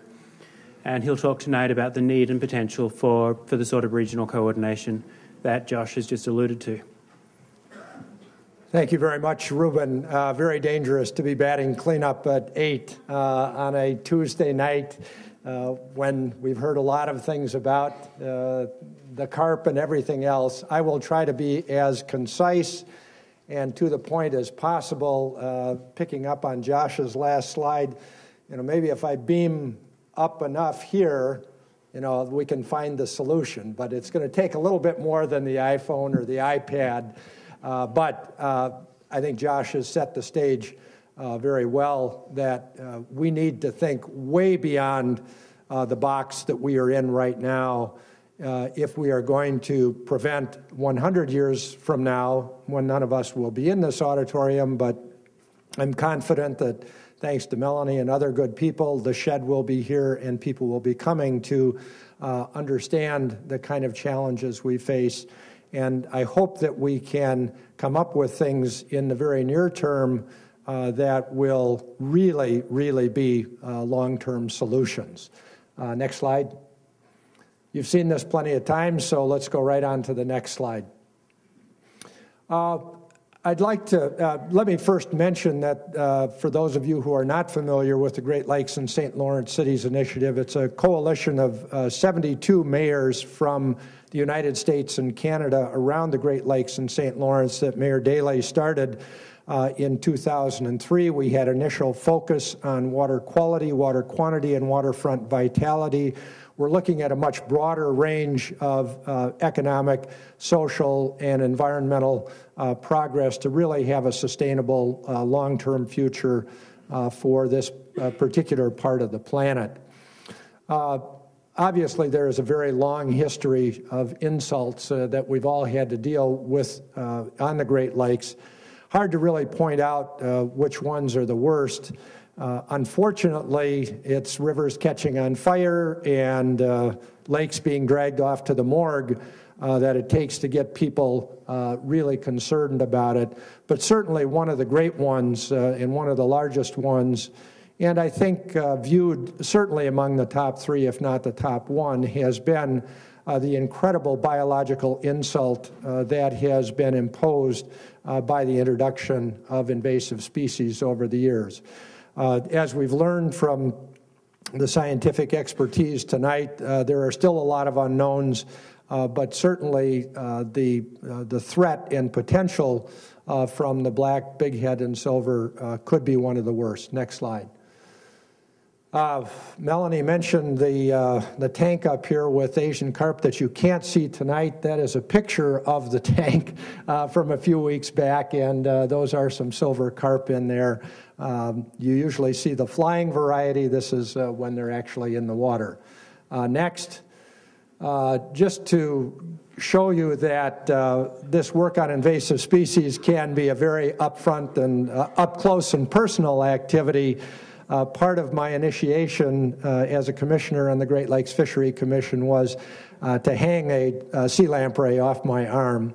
And, it's not for the faint of heart. Next, please.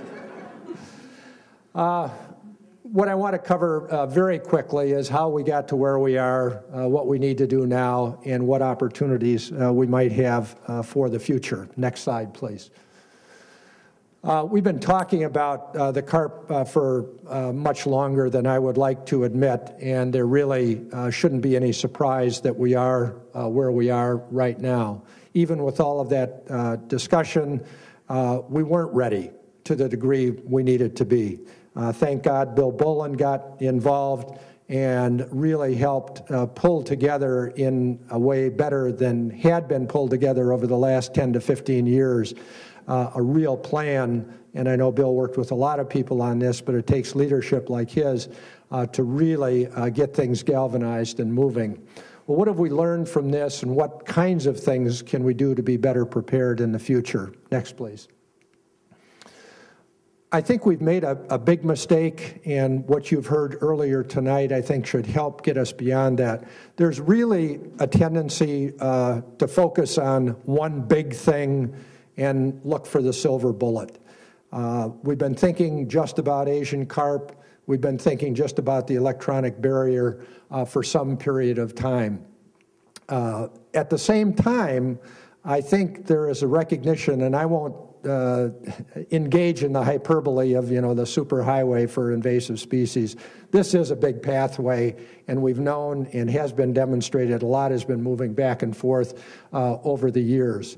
But we spent too much time just focusing on the carp and just focusing on the barrier, and we can't allow that to happen again. Next, please.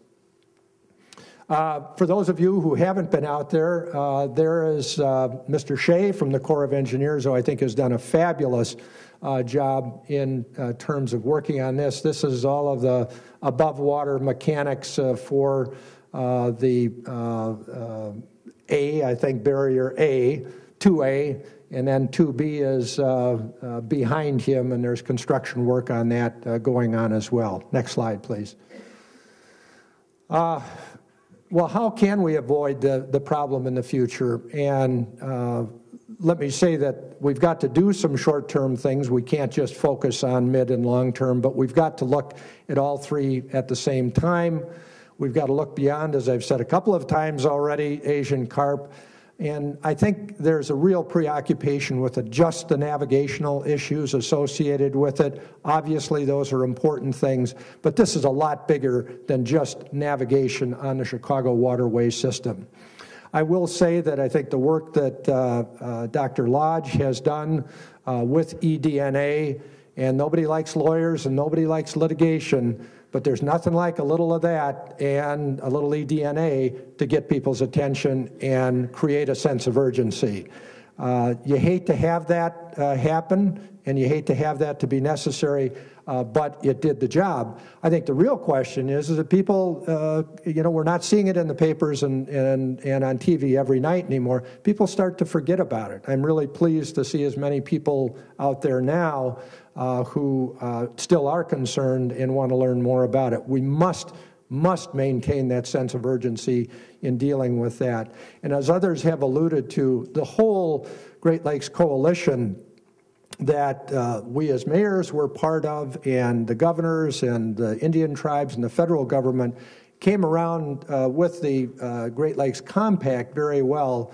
With the litigation, that coalition started to fragment. One of the things that we have really focused on as mayors is trying to keep that together, because it is only if we work together on this that we are going to get to the solutions. Next, please. The short-term things, and we established what we called a statement of unity as an organization that focused on these things to try to highlight all of the things that we agreed upon, as opposed to just zeroing in on closing or opening the locks, the silver bullet that was tossed out there, and tried to focus on the broader range of things that need to be done. And I'm really happy to say that with Bill's work and the other federal state agencies and the Water Reclamation District, a whole range of short, mid, and long-term things are underway. Intensive work on getting a better idea of where the carp are, how many are there, where they are moving. Optimize the barrier and complete the construction, the flood construction work and protection work that's being done. really accelerating the work on coming up with a long-term solution. And as Bill mentioned, there are some alternative control strategies beyond the rotenone, working with pheromones like we've worked with for some time with sea lamprey, the bullets, the targeted bullets to treat the carp that won't hurt anything else. A lot of different options that are being looked at. That is all front burner stuff. Actually, it's going to be the public that's most important in keeping the pressure on everybody else to keep this moving forward. Next. In the midterm, we've got to keep focusing on trying to come up with a real long-term solution. Some of the ideas that Josh has presented to you. All of those actions that were established in the short term to keep the carp out obviously have to be continued, and particularly the monitoring to find out where they are.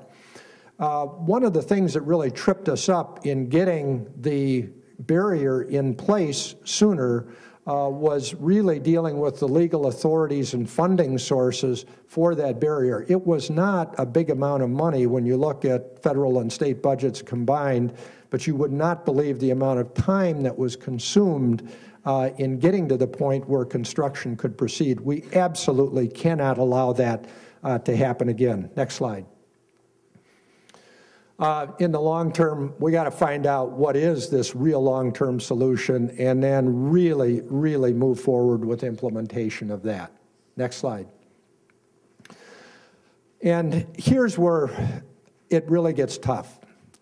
I think that if we proceed in just the traditional way that we have approached this so far, I don't think we are going to come up with a truly creative, long-term, sustainable solution. I have the utmost respect for all of the people who are working on this, but I think that there are a lot of constraints in the system in the way that it is designed that is going to prevent us from considering the full range of options and coming up with the full range of potential solutions that we are going to need. And again, it's well beyond just the carp and the invasive species, but how can we come up with a truly lasting solution? Next slide.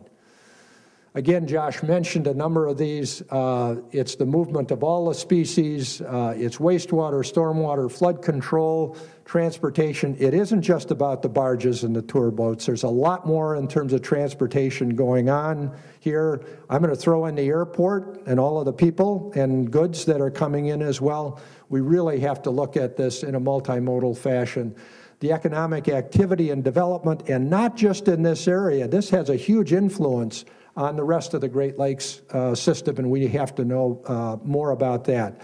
The ecological health of the system, how can we restore it in a way that is going to dramatically enhance property values along the shorelines of the water, deal with the water quality issues and everything else have to be part of this, and the social well-being of the region, the entire area, and the whole Great Lakes Basin. Next slide. So not just a normal process. I think we do have to follow the traditional processes, but I am convinced that we need some kind of a parallel and independent process, and I need to be very clear that our organization has not formally come up with anything or endorsed anything, but we need, I think that we need to find something that really has fewer constraints on it and has more ability to look at more creative solutions than we might otherwise be able to look at.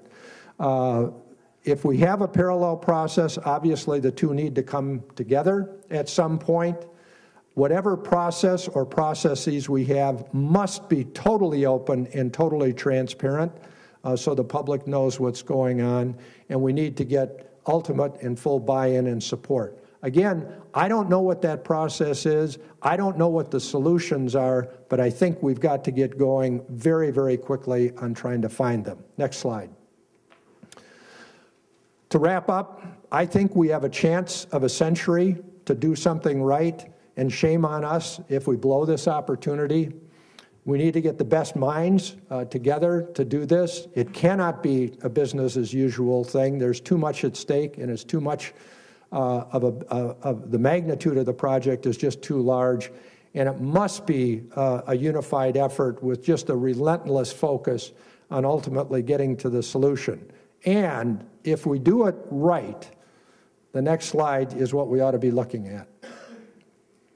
This is the chairman of our organization, the mayor of Grand Rapids, and unfortunately, it's a steelhead trout, which I understand were introduced to the Great Lakes in 1879, but pretend that it's an indigenous species, and we're all catching these wonderful, wonderful fish. But I really, really do think that we have a great opportunity. I think the right people are coming together now. But we have to approach this in a much broader and more creative way than we have in the past. You are a wonderful audience. Thank you very much.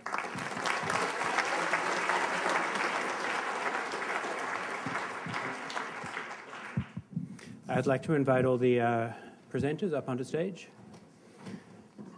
And once again, if we could all thank the presenters for a really stimulating set of presentations. We have some time for questions. I've been told that we have to be out of the shed by 9 p.m., so I'll take the last question at 8:45. And there are some microphones circulating, so as much as possible we're going to ask the question into the microphone. But if it can't get to someone, then I will repeat the question for the purposes of the recording. Because we have less time than we'd hoped for, please, one question. And keep it as brief and to the point as possible. Do we have a first question? The gentleman here. Blake Davis. I'm with Illinois Institute of Technology. I'm old enough to remember when there were cod in the North Atlantic. The Illinois River is only about 300 yards wide. I was wondering why we can't fish them out of the Illinois River and therefore reduce the population pressure. So the question is, why can't we just fish the Asian carp out of the Illinois River? And I think that's probably a question best addressed to Dwayne. Yeah, the answer to that question is it can be done to some extent. You're not going to catch every single fish, of course.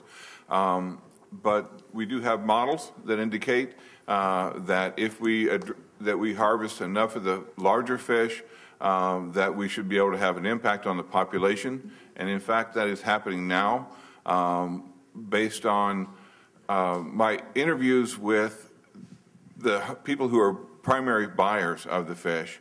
And I can't vouch for those numbers other than that's the numbers that they've been given to me. That in 2008, there were about 2 million pounds of Asian carp were harvested. In 2010, 2009 is probably about 10 times that much. And they're predicting in this year that they will harvest probably about double that.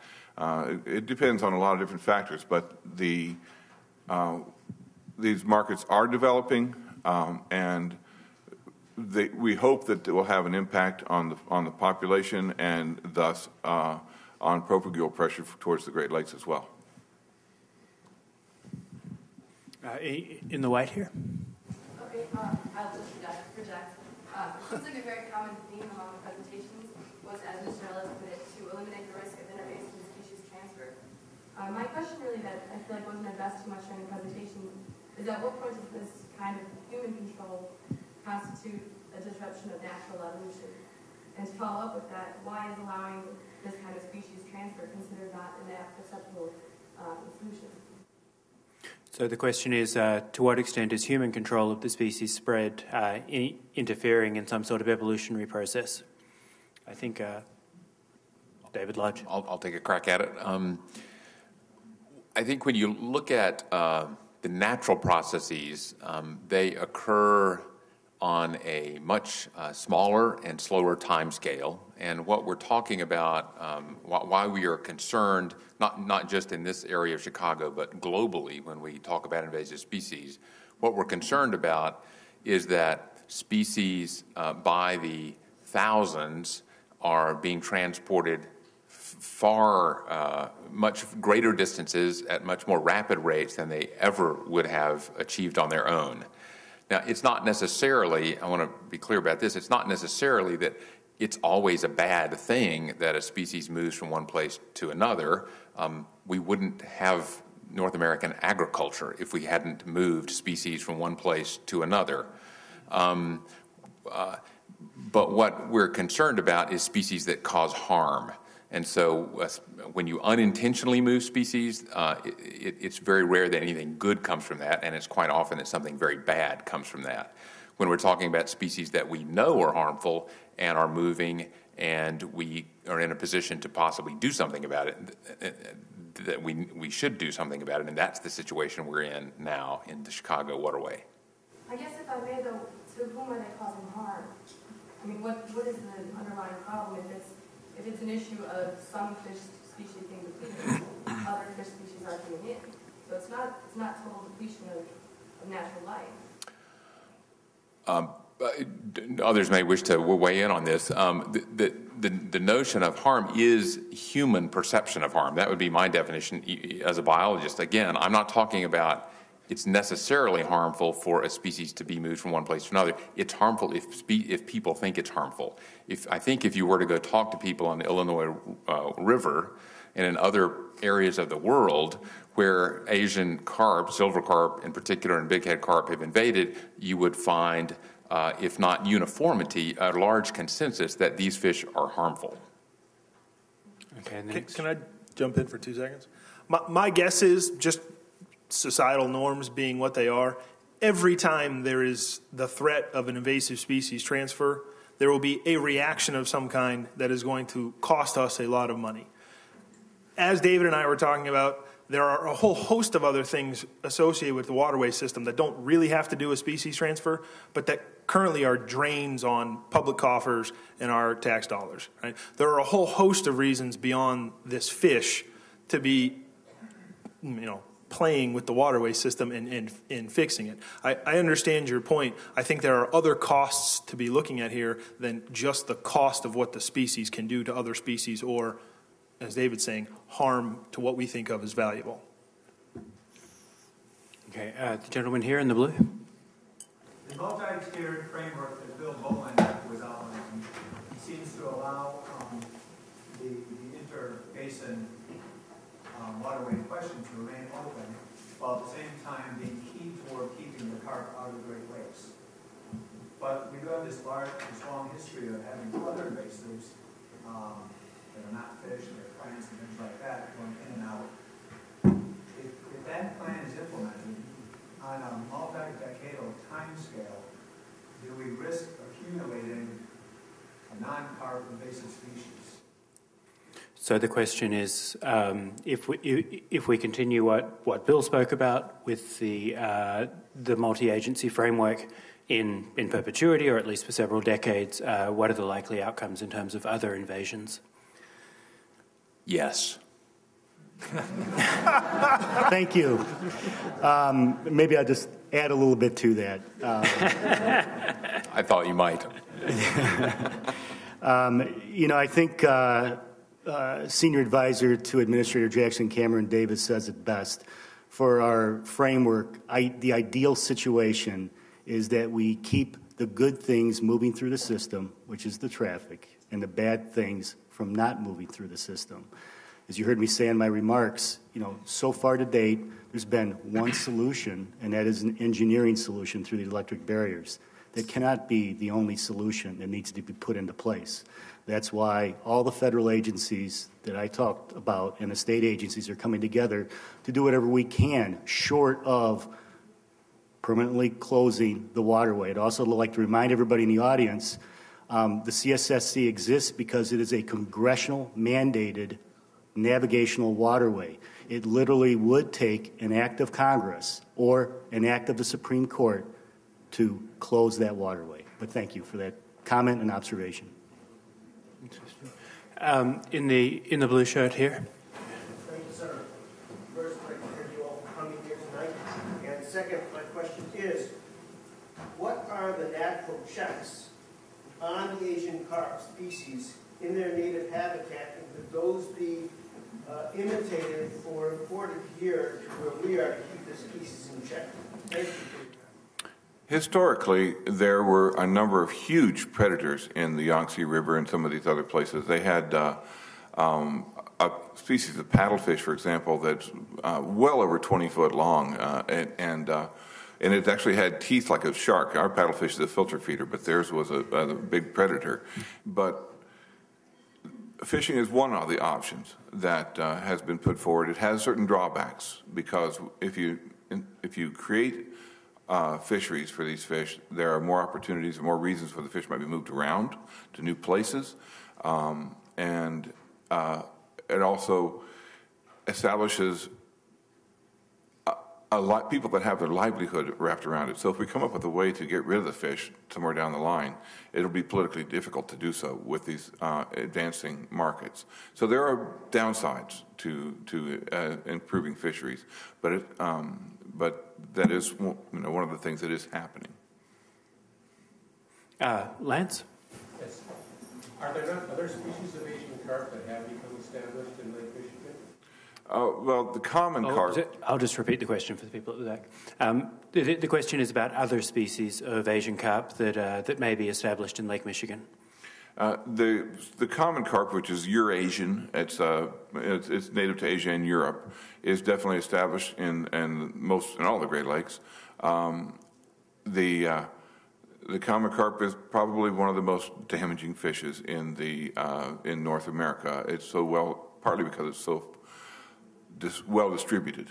I don't know how much of a problem it creates in the Great Lakes. I don't know enough about the biology of the carp in the Great Lakes, but in shallow water bodies, it does tremendous amounts of damage. And if you call that one of the Asian carps, then yes, there has another Asian carp that has been introduced is the Crucian carp, but it apparently is extirpated. It did not survive. Oh, that's true. Yeah. That's also an Asian carp, but it's not. When you say Asian carp, it's not. There are goldfish too. There are actually 7 species that have been of Asian carps that have been introduced. If you count the crucian, the goldfish, and the common carp. The lady in the green. I have a question for Dr. Lodge. With the eDNA technique, can that also detect dead fish parts? So it may not be live carp that you're detecting, but morsels of dead carp that have been distributed by fish. It is possible. The question again was, could the eDNA approach be detecting a fish carcass? Could it indicate something other than the presence of a live fish? The answer is yes, it could. What we don't know is how persistent, how long that signal from a carcass would remain detectable. We do know from some laboratory experiments we've done that the signal degrades very quickly within a matter of hours or a day or two at the very most if you remove a fish. We don't actually know. We haven't yet had the opportunity to do an experiment where you had a fish carcass. So there are that and some other things you can imagine are possible ways in which you could get an eDNA signal without a living fish. What I think it's important to consider, though, is that I think even in aggregate, all the possibilities you might imagine are a very implausible explanation for the overall pattern of results that we've gotten repeatedly in space and time in the waterway. Does that make sense? We found the DNA, same place, repeatedly over time. I think it's highly unlikely that those results could be explained by something like carcasses. So just a small note. That seemed to work. If the presenters could repeat the question before they answer it, that's a little less cumbersome than me doing it. I also want to mention that Bill Boland put up the email address. I believe it was carpcomments@gmail.com. We're not going to get to all of the questions tonight. Bill has offered to take questions at that email address and to forward them on to other presenters if necessary. So we do have a forum for hopefully getting some questions asked that we won't have time for this evening. Okay. The lady in it looks like a brown sweater. I'm just wondering, this is kind of on the heels of other questions that have been asked. To what extent are native species able to compete and actually outcompete the Asian carp? And to what extent is the current status, the ecological status of the native species, sort of what's allowing the carp to come in and what's being done to promote the native species to compete with the carp? That makes sense. I can cover the lazy edge thing, but go ahead.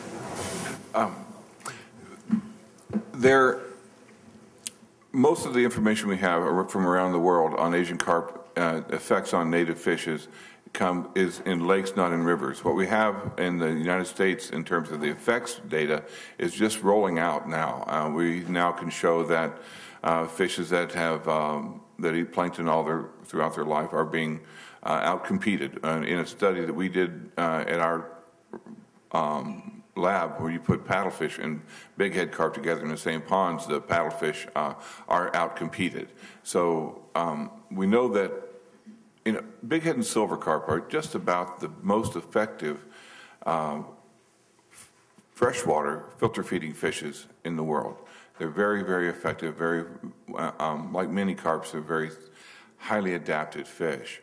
But in terms of effects in the rivers of the United States, there's still a great fishery for catfish in the Missouri River, even though we're overrun with silver and bighead carp. If you can get out there and fish for them without having one jump into the boat and hit you, then their fish are there to be caught.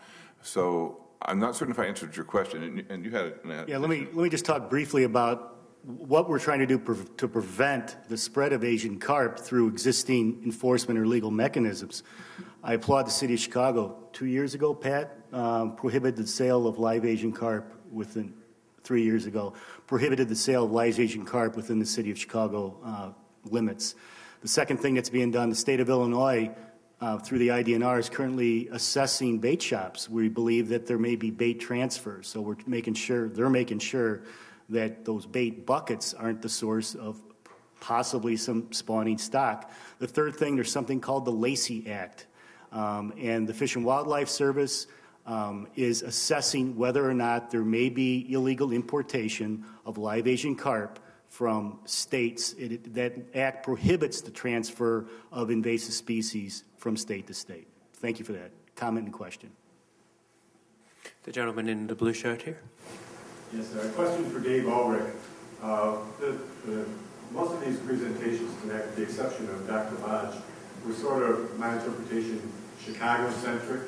As you travel throughout the whole Great Lakes region with all the mayors, I don't think a lot of what was said tonight would necessarily play well in some other areas of the Great Lakes region. And I just wonder what you're hearing. Well, I would disagree perhaps a little bit, Gary, in terms of how it would play. I think that particularly with the efforts that Bill has been involved in, the Canadian officials were involved directly in that effort, and I think there was a recognition that it was incredibly important to have a very intensive effort to, at least in the short term, try to continue to keep the carp out and from establishing populations. So in terms of all of the things that are being done short term, I think that there is broad support. A little concern that perhaps there wasn't a greater sense of urgency earlier, but now that that has been established, to me, the big issue, and I think, reflecting our membership, all the way out to the Gulf of St. Lawrence and then Duluth Superior, is will that be maintained over the long term? We do have some of our cities who have more of a shipping focus, and I think are sympathetic to the commercial and recreational boating interests that need to be factored in. But I think the general feeling is that it is an all-hands-on-deck situation, not just to put some rotenone in the river in early December, but to really find a thorough, comprehensive solution. And I think that we'll be watching very, very closely if this sense of urgency and intensity can be maintained. And if it is not, I think we're going to be hearing from all across the basin.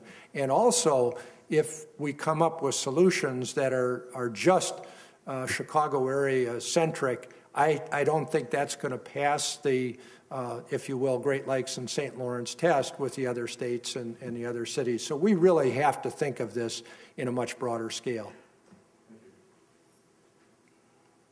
The gentleman in the blue T-shirt. This is my question for Josh Ellis. Considering that so much of our rainwater is diverted away from the city, that there's more communities eventually wanting to tap into our lake water, would the huge cost of maybe overhauling the entire stormwater system be offset by those other communities coming into the system and maybe raising the water of the lake? The huge cost would take a long time to get back through water rates, which would be paying for the cost of treating the water. No, any changes, any large changes to the waterway system, be it lock operations, moving locks, physical barrier, anything you do is not going to get paid for in any sort of near-term scenario through the water rates of adding some of those communities. Those communities, as it is, we underfund water infrastructure. We don't charge rates that actually reflect the cost of providing water. So we can't really hope to pay for more with that when we can't currently pay for water. So no, there would have to be an infusion of funds from the city, from the state, from the region. Yeah. I think we have time for 2 more questions. The gentleman here in the brown jacket. Is one way to solve the problem long term is to have biological treatment and recycling of the sewage in the Chicago area? So that's a question for Josh about whether I think. I mean, as one of my fellow panelists stated earlier, the fact that these fish are able to even survive in the waterway system now is because we're doing a better job of treating the water. If this were happening in 1910, 1920, these fish would be dead because not much was alive other than large amounts of parasites in the waterway system. So improving treatment of the water alone is not necessarily going to do anything about the fish. There have been some suggestions about using the wastewater treatment process to take oxygen out of the water and create a dead zone, but that would kill everything in the waterway system. And again, there is, I think, in the region, growing consensus that we should not be treating the Chicago area waterway system as a system of wastewater canals, in which case it might be okay to kill everything in there, but that we should be treating them as rivers, which is what they actually are, with the exception of some of the canals that were constructed.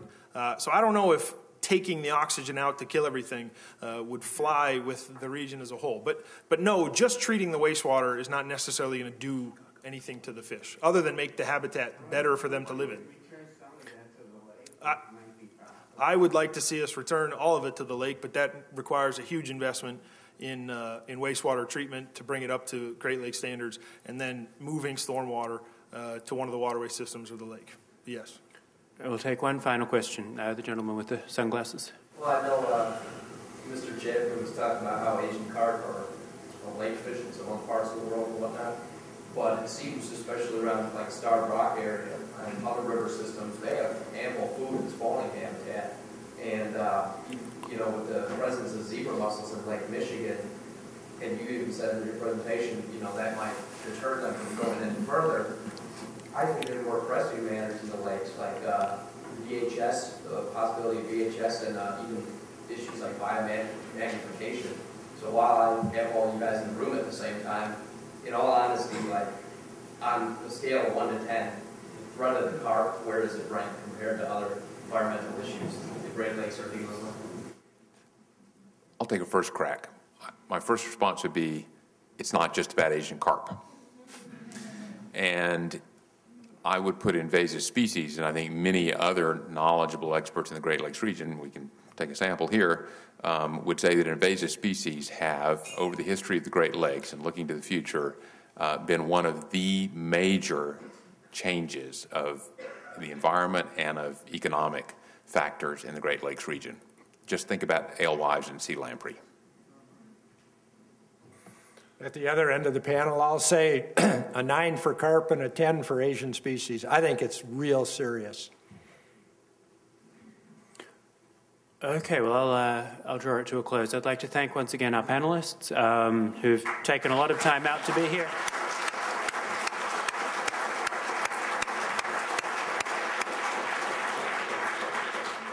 The World Beyond the Headlines lecture series is a collaborative project of the University of Chicago Center for International Studies and the International House Global Voices program. The World Beyond the Headlines series aims to bring scholars and journalists together to consider international news stories and how these stories are covered. As a listener, you have come to rely on this program for in-depth analysis of major issues facing our country and our world. But we can only continue our nationally recognized coverage with support from you. Secure the future of World Beyond the Headlines programming by making your gift online at alumniservices.uchicago.edu/giving. Please specify World Beyond the Headlines as the area of giving. The World Beyond the Headlines series is supported by the McCormick Foundation, the Norman Wade Harris Fund, and from generous contributions from listeners like you.